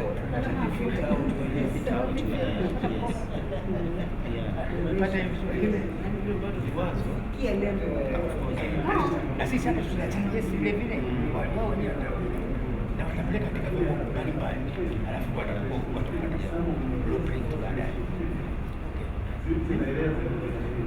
Kwa hiyo tumepata kwa hiyo at least pale tunapata one issue, 3 suggestions to that issue and strategy. Tafuta issue nyingine sasa. Issue nyingine mimi nayo mabadiliko ya mara kwa mara ya mitaala. Inaweza kuwa muhimu sana kufanya alignment kwenye mazingira kama kwamba yani kwenda kupima outcome au hususan outcome zile long term inakuwa ni ngumu kwa ajili utaanza kupima na mtaalamu kama mitaala inabadilika mara Hata mimi nitakuuliza hiyo ngapi tumeshabadilika mitaala. People think mitaala inabadilika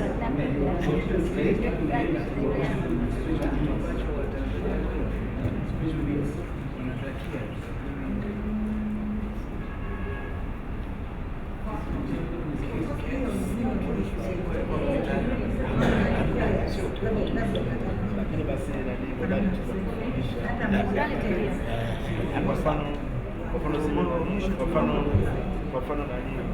mfano vile nani yale masomo mara leo naambiwa kuna Sanskrit kesho naambiwa naambiwa leo siku nafanya mimi na mimi vimeunganishwa kesho naambiwa somo hili na somo hili viko hivi unaona that is obvious kwamba yani haipeki kwa sasa long term impact utakuja kuipima vipi kwenye circumstances kama hiyo or learning environment in terms of pedagogy inakwenda kubadilika mara naomba niboreshe sababu ni sawa, kuna a lot of changes zinatokea na ni lazima mtaala ubadilike, kwa sababu mtaala haubadiliki in isolation from what is happening around. Unabadilika ili kuendana na wakati ambayo wala hakubadiliki vizuri kuendana na kukimbia na ile kesi ambayo iko around. The issue ni kwamba mimi ninafikiri labda mtu wa wizara atanisaidia. Serikali haijawekeza kwa walimu. Kwa sababu kama unabadilisha anything, either inawekeza au inawekeza vibaya. Yani they don't think kweli kwamba hii, kwa sababu kama unaweza kuita walimu kwenda Dodoma, the whole country kwenda Dodoma,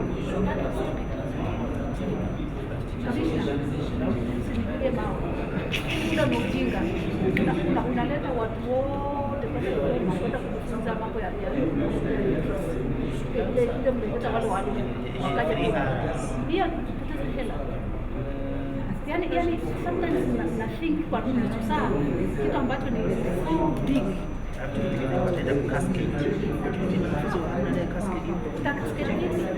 na kwa nini hiyo hela hao watu wanne wanaowaleta watu wote wasizunguke kwenye so angetumia hata yani tuseme kitu kama kama consistent and continuous process. We're talking about it in monitoring. Yani kwa mfano mimi naangalia kwenye issues zilizorise. Yani masuala ya line kwamba nataka apime kwamba ni wale na kitu kwa hapo Tumepata neno ungekuja na wewe unaniambia sasa tunaanza kwanza tusikie nini kumalizia alafu tusikie hapo alafu tusikie bajeti ya serikali kwa kuwatrain walimu kubwa, lakini sio bajeti pekee yake, na jinsi ya kuweza kutumia hiyo bajeti iwe kupima. Yani ile implementation yake ni sawa. Unaweza kuwa na hela nyingi lakini kujitumia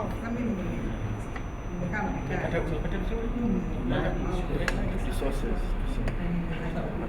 Kwa mfano bajeti ya elimu mwaka huu tunafanya iko chini kidogo, nafikiri ukilinganisha na mwaka jana yao tumeenda chini, lakini ukiangalia what it does ukiendelea lakini hiyo kwanza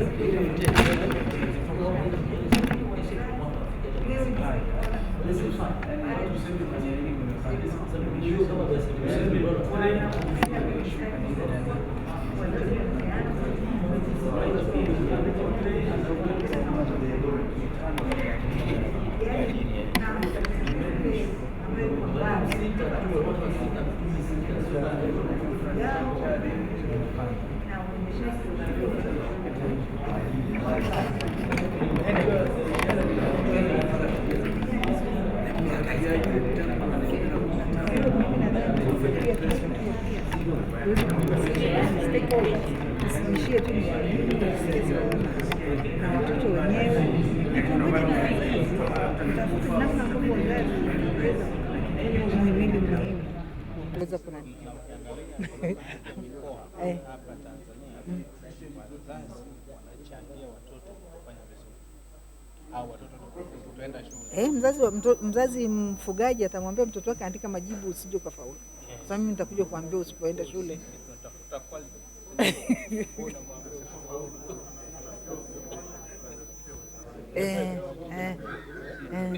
Richard wants to say something. Yes, Richard. I think it's a really good point about the private sector, because if you look at the Education Development Plan, you almost can't find the private sector in there. So actually one of the things that I'm pointing out is that if you only focus on the inputs and the process in the public sector, you miss out. There's the vice Appa, she went to an English medium school, right? And it's produced quality. So actually if we're looking at the outcomes, then we become focused, maybe become focused less on public, private, whatever it is, TVET, this or that, but actually the eventual outcomes across all of the whole system, and not just focusing on the public sector, and not just focusing on basic education at that level, but actually addressing some of these things, because it's down to parents choosing. Parents at the moment are choosing if they want quality, they go private. So how can that gap be bridged? That's a big question for the whole education system. But, so what is the issue? How do we put that issue hapo ni nini ambayo itakuja kuwekewa recommendation?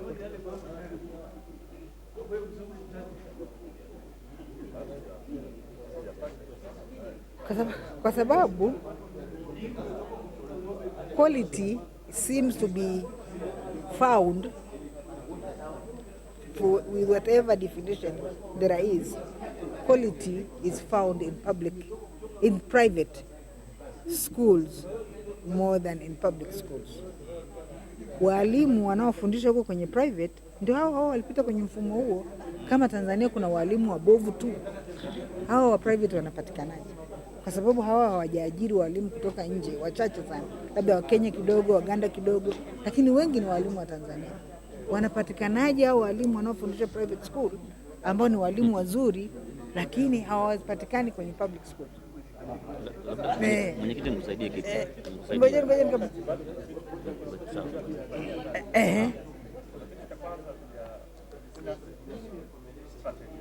strategies ni wale wengine. Sisi tunadiscuss zote. Kwa pepe tunadiscuss strategies. Basi wewe uko unaisema suggestion for improvement. Wewe alisema moja.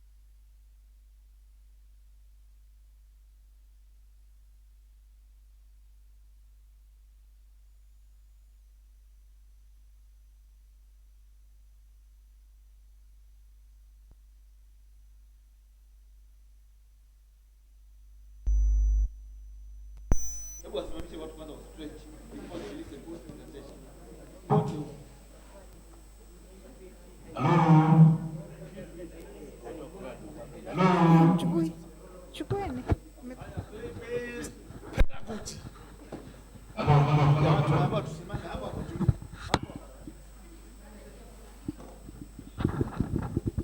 Okay, nimeambiwa na moderator hapa tufanye kidogo energizer. Sasa naomba sasa nataka tufanye energizer lakini ikawa tumepitiwa na muda. Okay, naomba kwenye tafute mtu wako mwe watatu kwenye kundi moja, mwe watatu kwenye kundi moja. Watatu tu, chap chap. Watatu ya. Watatu na msikae kama mko assemble, mkae muangaliane kama triangle hivi. Yaani triangle, yani mmoja hapa mwingine muangaliane. Fetches kila mmoja muone. Namna hii tulivyokaa hivi na waliovaa suti hapa. Mimi na mwezeshaji wa vitu na make up 3. Okay, tayari. Hapa bado mmoja. Dada. Okay. Sawa. Kila mtu kashapata, kila grupu na watu watatu eh? Okay. Asante. Sasa msishikane tu, niacheni. Tunaenda kufanya kitu kinafanya hivi. 1 2 Hebu tufanye 1 2 hivyo hivyo. 1 2 tena 1 2 Safi sana. Sasa hapo kwenye 1 2 nataka mtakavyokuwa mnafanya ukifanya 1 2 muonyeshane vidole. Ninachotaka mimi mkionyeshana vidole 1 mpaka 5. Ukionyesha kwa mfano ukifanya hivi mkijumlisha vije 11. Narudia tena. Natoa demonstration hapa. Tukifanya hivi 1 2 tunafanya hivi. Usibadilishe, ukifanya mara moja umefanya. Hapa viko 9 tumeshindwa. Tunarudia tena 1 2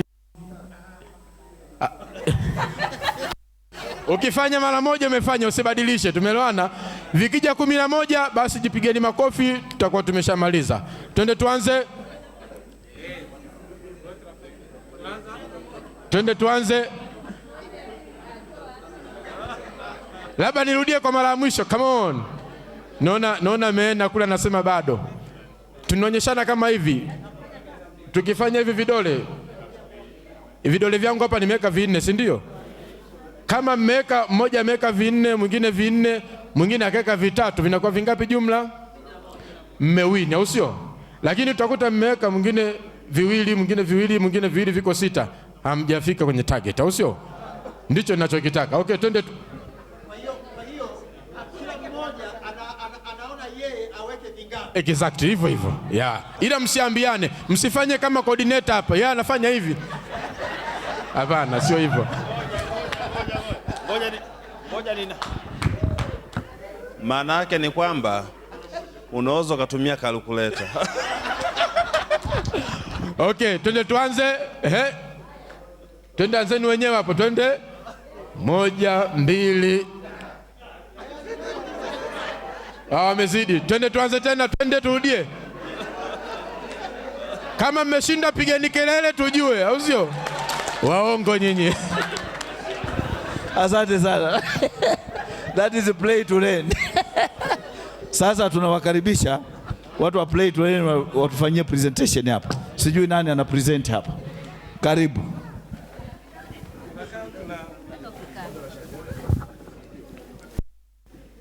Nashukuru sana. Naomba kupresent kwenye ile grupu la ECD. Tulikuwa na maeneo 6 kama key issue. Namba 1 ilikuwa play-based is teaching strategy in early years is good. Lakini recommendation tukasema should be presented to all stakeholders and decision maker to make them understand and change their mindset. Strategy creates awareness and advocacy. Key issue number 2, overcrowded classroom. Recommendation, moja, highly community participation should be emphasized. Close follow-up and supervision from the government should be prioritized. Advocate for free free fee education to be considered also at the early education, ECD. Strategy, increase number of classrooms through engaging community, private sector, and influential people. Employment of the teachers, community awareness. Number 3, most of teachers and children are interested to use the strategy to use these strategies. Lakini challenge tulizoziona ni inadequate of playground, parent perception or attitudes, suggestion, challenges facing the implementation of the pedagogue should be identified. Lakini strategy raise awareness to all education stakeholders. Number 4, inadequate teaching skills on inclusive education. Recommendation, teachers should be given training to be engaged with children or with special needs. Strategy, advocate to central government for all ECD unemployed teacher to be employed. Number 5, inadequate number of ECD teachers. Train and deploy ECD teachers. Lakini strategy, advocate for motivation, attractive environment. Ya mwisho ambayo ni number 6, the value placed to ECD not prioritized an emerging issue. Lakini recommendation, as nation should consider ECD as the priority. A strategy, awareness raising to parental level, ministry and other district and... Sasa tunahamia hapa kwenye key indicators. Tunataka kusikia hapa. Sijui nani ana present hapa. Performance indicators. Now, and then in this paper we have identified the following key issues on quality of outcome. That means has implication on quality of education provided. The second issue was that there has been a lopsided or selective indicators in measuring quality of education in Tanzania, whereby most of the indicators which has been measured in Tanzania are those focusing on access at the expenses of quality of education. The other issue was that standards of measuring quality of education in Tanzania is still unknown. There is no standardized tool to measure quality of education. We understand that there are various levels, so we need an umbrella tool of education at various levels of education. The fourth was problems related to quality of education are systemic. As such kinds of witch hunting where they just focus on selective issues like quality of teachers, au madarasa makubwa. One indicator may seem not to be working across contexts. There is a need, that will come to the recommendation. Another identified issue is major education partners has become complacent by themselves dancing on the tune of selective key performance indicators. That is, even partners have been focusing on selective indicators of quality. Now, what are the suggestions for improvement? One, there is a need to have a single and harmonized indicator of quality of education across contexts in Tanzania. And this should focus on both quality and access to education. Two, there is a need to improve teaching and learning environment by looking into issues related to funding and improve parents and teachers associations in the public schools, whereby there is a very strong PTAs in private schools. So there is a need to use it as a strategy in the public schools. Three, education policies and decisions should be informed by existing empirical evidences and experts, rather than focusing on what we want to achieve in the upcoming elections.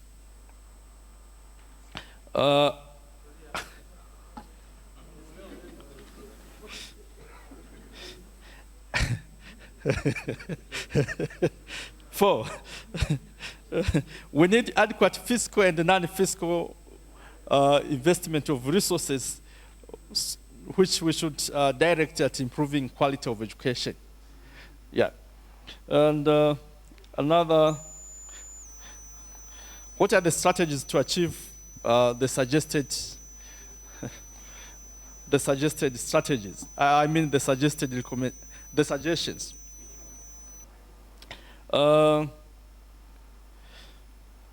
One,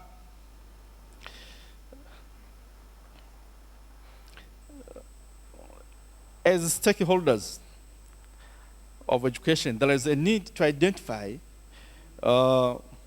KPIs which should be presented to various forums and discussed by various stakeholders. That is one, very important. Two, there is a need of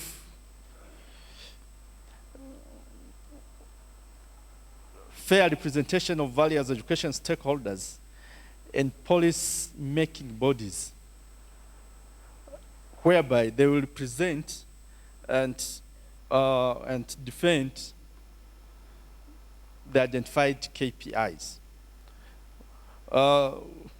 We have identified such kinds of policy bodies like the Education Sector Development Plan, the Joint Education Sector Review Annual Meeting. Yeah, we need to have representation of various stakeholders. Three, which of course is also equally important, is that there is a need to encourage more research on issues related to quality of education, because literature is known about quality of education from its own definition, how it can be improved, and what works in which context. Those are the strategies. Thank you so much.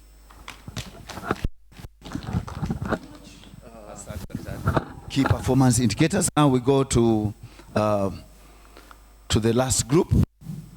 Who is going to present?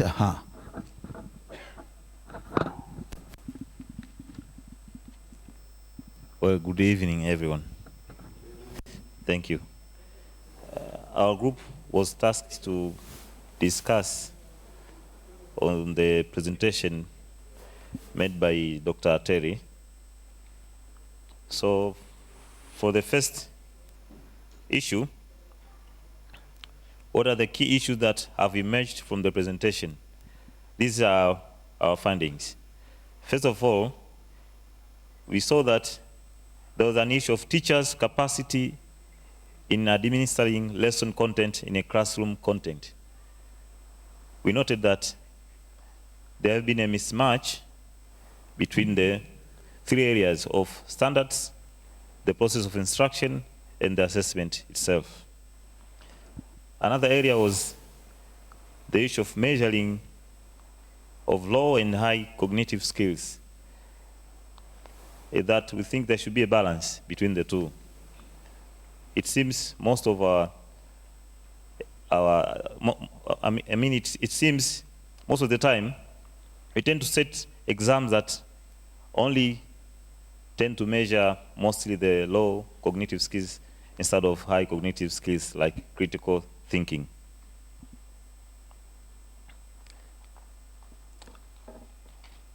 Well, what are the strategies to be adapted? We came up with the following.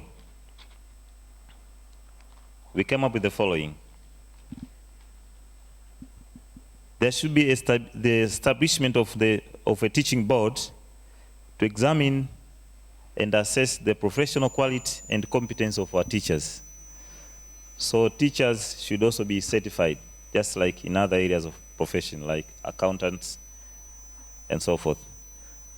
But there should also be a sustainable budget plans to accommodate training for teachers.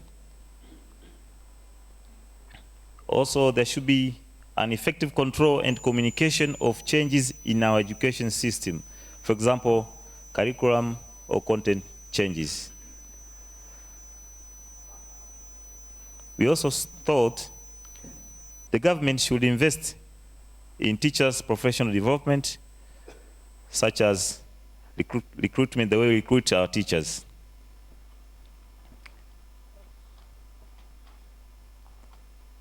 Coming to the area of suggestions, with the issue of mismatch, for example, we propose team teaching, where two teachers can complement each other in their varying areas of competence. Also, we propose the use of school-based training. Again, the use of an expert in the area of competence, in the particular area of competence. We also suggested effective recruitment and strengthening of the role of school quality assurers. This includes also their capacity building. Thank you. As the chairman, I think he has changed it. It should have been yes. He started with the strategies, and then with the suggestions, and I think it should be. So now you are going through what? That's recommendation or strategy? He has read everything, but the problem was he started with the first question was okay, but the second he read the third suggestions, okay, and then he came to, instead of strategies first, suggestions first, and then strategies, he started with the strategies and then suggestions. That's the problem. Otherwise, everything was good. Thank you very much.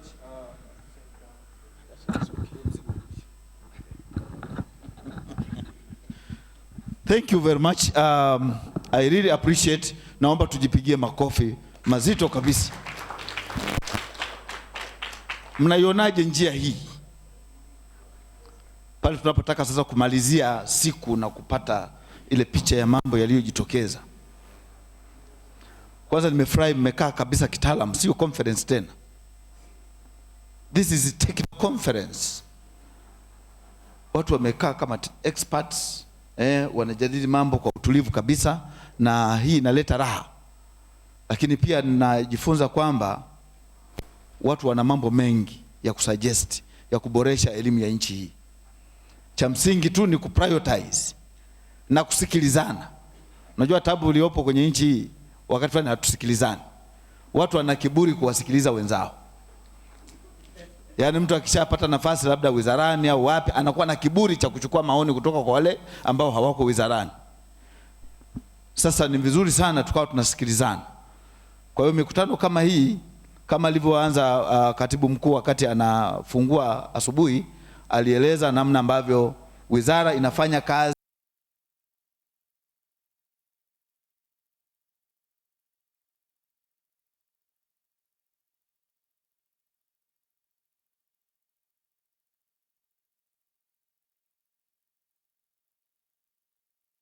mbali za ministry na vitu vya namna hiyo. Kwa hiyo mimi naomba, na moja ya jambo tunaloliona leo hii hapa ni kwamba wale tunaowaita wadhibiti ubora, wale sio wadhibiti, wale sio wadhibiti, wale ni wadhibiti. Sasa watu wengi wanaoita wadhibiti ubora, wale sio wadhibiti ubora. Hatudhibiti ubora, tunadhibiti. You are giving assurance. Sasa wale wamenyima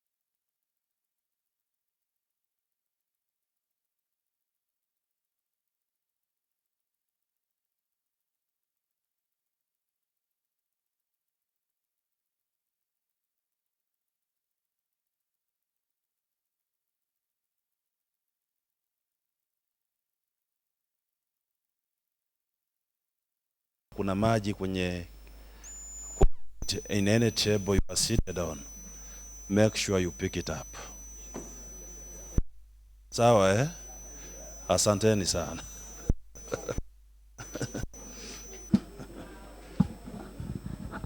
Asante.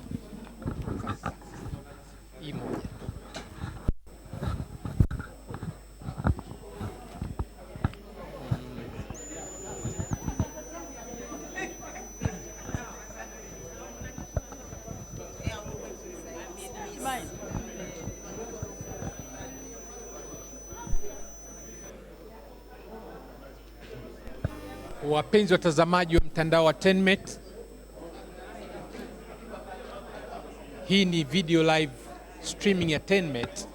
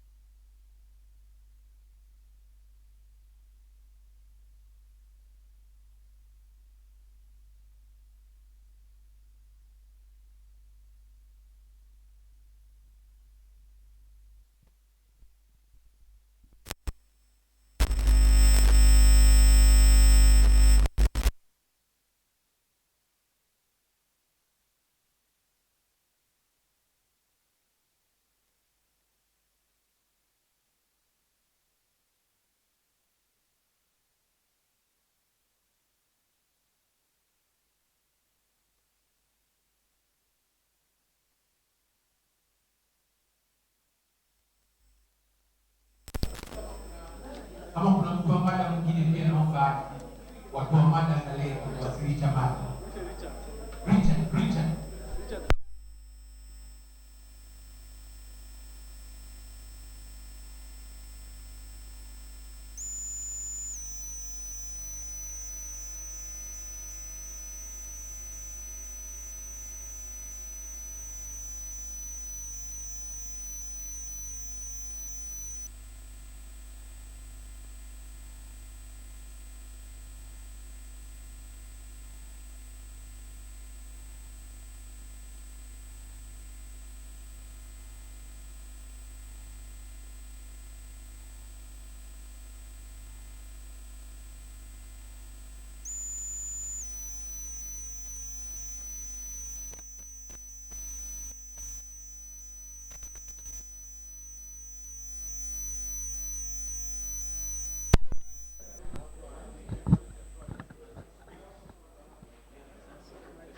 Mic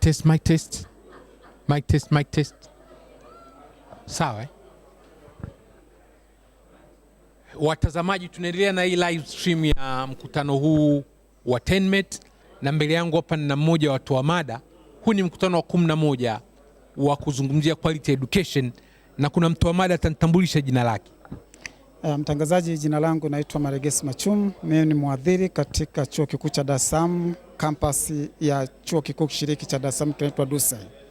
Mada yako ilihusu nini haswa? Mada yangu hasa ilihusu namna ya kuwawezesha walimu wa madarasa ya awali kutumia michezo kama njia ya kufundishia na kujifunzia. Yeah. Watu wanajua elimu ni jambo very serious, alafu michezo ni jambo kama la masiara. Wenzetu wanaita kazi na dawa. Hamuoni kwamba sasa mkiingiza michezo, kwa sababu pia nakumbuka wakati wa mwalimu kulikuwa kuna elimu na michezo, kwa kuna elimu na kazi kwa kuna elimu na kilimo, alafu baadaye akaja nadhani sijui ni Mheshimiwa Mungai akaondoa michezo ikawa kama ni elimu tu. Sasa mnarudisha, sio kwamba mnawachanganya watu. Michezo ya nini kwenye elimu? Mtangazaji, uko sahihi. Mtazamo unachokiuliza na umekuwa ndio mtazamo wa watu wengi. Watu wanafikiri watoto wanapocheza basi wanajiburudisha tu. Ni kweli watoto wanajiburudisha, lakini kupitia michezo ndivyo watoto wanavyojifunza. Watoto wanajifunza kwa kutumia mbinu moja ya msingi ambayo ndio michezo, na michezo kwa watoto ni kazi. Kwa hiyo ufundishaji unavyojengeka unaofanyika kwa kutumia michezo, watoto wanajifunza vizuri zaidi, wanapenda kujifunza, lakini pia wanakielewa wanachokijifunza. Wapenzi watazamaji, na haswa kwa upande wa wazazi, huyu bwana ni mtaalamu wa saikolojia ya kufundishia. Wale watoto wetu ambao tunaona nyumbani wanacheza, ziko familia wazazi ni wakali mno, watoto hakuna kucheza. Na hata wakati wa likizo imefungwa, wanakuja na homework shule, wana homework nyumbani. Mimi nakaa na majirani zangu, kuna watoto, hata watoto wangu hawaruhusiwi kucheza nao kwa sababu saa zote tunaambiwa kimaliza ni mezani kula, kusoma, homework, kusoma. Sasa mtaalamu wa elimu anakuambia michezo kwa watoto ni sehemu ya kujifunza. Sisi wazazi wengine ambao ni wakati tungependa watoto wetu wasome sana, wa maprofesa, unataka apige kitabu full time, wapeni nafasi watoto wacheze. Watoto wengine wanavyocheza, kumbe kucheza kule ndio kuna wafungua elimu. Labda nyinyi mtaalamu katika mafundisho yenu pia mnawaruhusu sasa walimu kule shuleni kwamba watoto wana uwezo tofauti, wengine ni slow learner, wengine fast learner. Wale slow learner wanapenda zaidi kucheza, wakutana na mwalimu ambaye anataka fast learner, mtoto mchezaji anakuwa ni bakora, mtundu, anachapwa. Kuna namna mnawaambia walimu wa variety kwamba jamani, huyu mwacheni acheze, baadaye atajifunza, na huyu anapenda kusoma, mwacheni asome, akisikia kucheza atacheza. Ya vioni, kwa sababu sisi ndio tunaandaa walimu wanaoenda kuwafundisha watoto. Kazi yetu kubwa ni kuwapa stadi zote wanazozihitaji kushughulika na watoto wa aina mbalimbali, wakiwemo wale watoto walio na mahitaji maalum, wakiwemo watoto wenye uwezo mkubwa sana wa kujifunza na wengine wenye uwezo mdogo wa kujifunza. Kwa hiyo kazi yetu kama wataalamu na wakufunzi vioni ni kuhakikisha kwamba tunawasaidia walimu kujenga uwezo huo, ya kwamba anaweza kushughulika na watoto wa aina wote, wa aina yote. Kila mtoto ampe kile ambacho anakihitaji kujifunza. Watoto wenye mahitaji maalum aweze kuwasaidia ili mwishoni kila mmoja aweze kufaidika na ujifunzaji. Nataka nikwambie, kupitia michezo watoto wanaweza kujifunza na kukuza uwezo wao kuliko ambavyo wangekaa wakamsikiliza mwalimu ambaye ndiye anazungumza peke yake. Asante sana. Nashukuru. Asante sana jamani, habari njema sana hii. Na kuja kuzungumza na mtaalamu mwingine. Richard. I'm ready.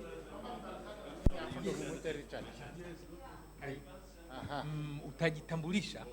Jamani, na mtoa mada mwingine. Hii ni hapa ndani.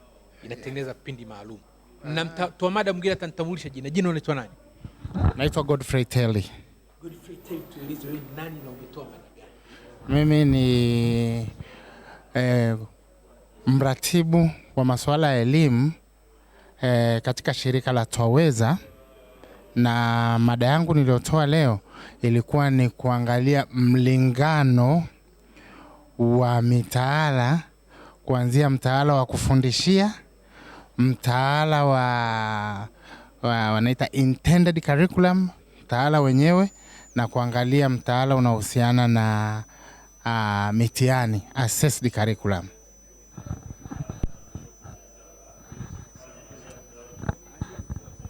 Okay. Kwa hiyo nilikuwa naangalia mlingano wa elimu Tanzania ambao unatokana na mitaala. Mlingano huo ni intended curriculum, assessed curriculum na taught curriculum. Kile kilichopo kwenye document ya curriculum, kile prescription, ile curriculum yetu yenyewe, mtaala wetu, namba 1, namba 2, kile kinachotumika darasani kufundishia, na namba 3, tathmini ya wanafunzi. Hiyo ndio nilikuwa naangalia mlingano hivyo vitu vitatu. Samaji, haya mambo mengine ya elimu ni mambo magumu. Hasa mambo kama ya mitaala. Kwa sisi ambao sio wataalamu wa elimu, kiukweli ni mambo magumu kidogo, na kulikuwa kuna hoja zimewahi kutolewa mara kwa mara kuhusu mitaala yetu, ingawa nisingependa hilo swali nililete akilini, kwa sababu kuna wakati mlikuwaga wakali mnatandika sana bakora kwenye mambo ya elimu. Sasa hivi imepunguza kidogo ukali, tunakwenda vizuri vizuri tukielewana, ama bado bakora zikibidi zitembee zinatembezwa bakora. Kwanza nikurekebisha kidogo, sio haki elimu, mimi natoka Twaweza. Yes. Lakini ni sister organization ya na haki elimu. Sisi ni watu wa utafiti. Kuna hoja hizo za curriculum. Tumetengeneza mitaala ambayo tunataka mambo makubwa, lakini mitaala ile zetu haendani na yale tunayotaka. Mathalan sasa hivi tunakwenda kwenye Tanzania ya viwanda, lakini sijasikia lolote katika mitaala ya kuandaa Watanzania kuja kukamata Tanzania. Sasa swali zuri sana, nashukuru. Kwanza napenda kusema wewe ni mtaalamu wa mitaala, kama umeweza kuuliza hilo swali. Ni kwamba mitaala ya Tanzania sasa hivi ina tatizo moja kubwa. Nitaweka hili neno kwa Kiingereza alafu nitarudi kwa Kiswahili. The schools produce students who are not demanded by the employers. Wanafunzi wanaotoka mashuleni wana mismatch na hitaji la waajiri. Kwa nini? Kwa sababu kinachofundishwa shuleni sasa hivi sio kinachotakiwa duniani. Nitakupa mfano mmoja mzuri sana. Mitaala yetu imebadilika mara ya mwisho mwaka 2005. Mpaka leo mtaala wote haujabadilika. Huu ni mwaka 2019. Kwa dunia sasa hivi na teknolojia inavyokwenda, kuna mambo mengi sana yametokea kuanzia mwaka 2005 mpaka mwaka 2019 ambayo hayajaingia shuleni. Mimi mwenyewe na PhD na nimesoma nje ya nchi ambayo ni highly developed Marekani, lakini simu yangu ya mkononi nampa mwanangu kijana mdogo, ananisaidia kudownload vitu, kusaidia kuirekebisha, kusaidia kuondoa virus. Vitu kama hivyo mimi sivijui, viko kwenye elimu, na elimu iliyoko nje ya darasa sasa hivi inazidi kuongezeka na kuwa kubwa, inaacha darasa limebaki nyuma. Matokeo yake ni nini? Matokeo yake ni kwamba wale wanaotoka darasani sasa, wanaosoma darasani, wakitoka wanakuwa irrelevant huko duniani. Hawahitajiki. Mimi nikihitaji kuajiri mtu, mke wangu ni mjasiriamali anaajiri watu, anakujaga kuniambia, bwana nimetafuta mtu nimekosa. Namwambia hao wenye madigrii huko wengine wana masters vipi? Anasema hawawezi. Hivi vitu vinataka mtu ambaye pamoja na elimu alionayo, lakini nje ya elimu ya darasani awe anafahamu vitu vingine zaidi ya hivyo ambavyo havifundishwi popote kwenye elimu yetu. Kwa hiyo mimi nataka kuambia tu elimu yetu sasa hivi inatakiwa kufanyiwa, kwa Kiingereza overhaul. Kama ni gari, engine itolewe iwekwe mpya. Asante sana. Watanzania wa namna hii, Watanzania msao unaitwa jina unaitwa nani? Godfrey Telly. Godfrey Telly. Wapenzi watazamaji, Watanzania wa namna hii kama Godfrey Telly ndio wale watu ambao watatusaidia taifa. Godfrey Telly ana PhD, amesoma Marekani. Kitu ambacho kinatukwamisha ni kuogopa kuambiana ukweli. Mimi leo baada ya kusikia kwamba kumbe mtaala wetu ni 2005, tunakwenda 2020, tunakwenda kwenye Tanzania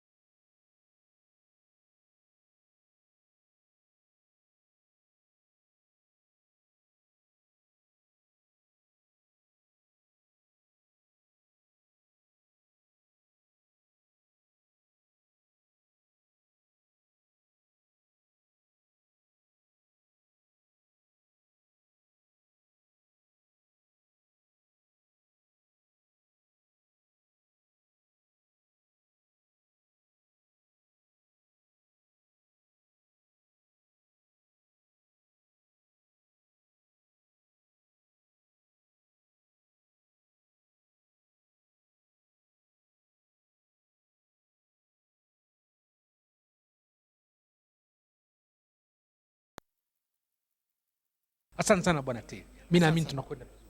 Asante sana. Tutavionaje vipindi hivi vipindi? Tunaviona kwenye mtandao wa Ten. Mtavipata hivyo live. Na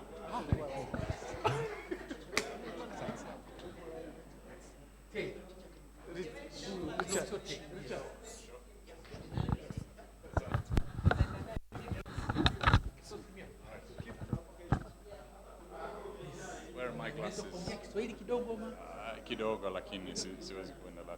Sawa. Sasa utaongea kidogo Kiswahili hapo tutaongea. Kidogo. Watazamaji na mtaalamu mwingine atajitambulisha jina. Niliona anaongea kidogo Kiswahili. Jina lako unaitwa nani? Mimi naitwa Richard Hacking. Richard Hacking, unafanyia taasisi gani? Niko consultant, independent consultant, lakini nifanya research key performance indicators. Hapa Tanzania umekaa muda gani? Miaka 5 nafikiri sasa hivi, ndio. Na nani amekufundisha Kiswahili? Au kama yes, jamani, kuna maswali fulani wanasema ukitaka kujua Kiswahili kwenye hiyo nchi uwe na urafiki na mwenyeji. Sikuulizi sana kama una mwenyeji. Hapana. Let's talk about. Hapo umekuja kuzungumzia nini? Yeah, I said I learned Kiswahili in the kijiji, so I didn't go to the school. Yeah. I see, asante sana. Hii kijiji ni nini? What is it? Yaani umekaa vijijini? Well, in Mamire, which is close to Babati, this is where I was working. Nilifanya kazi hapo. Naitwa Mamire. Ndio. Asante sana. Babati. Kumbe Babati mnafundisha wazungu Kiswahili. That's good.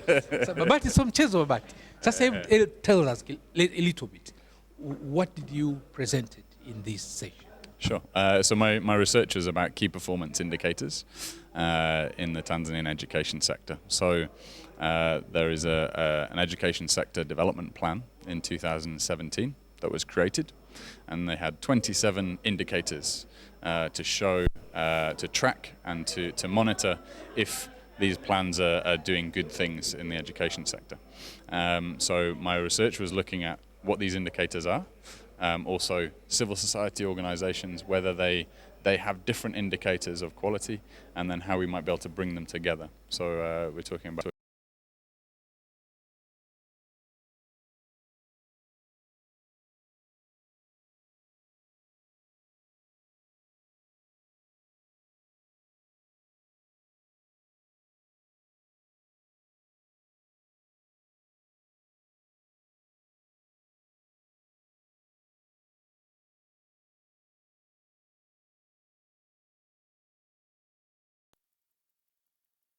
ranked indicators, their preferred indicators to use.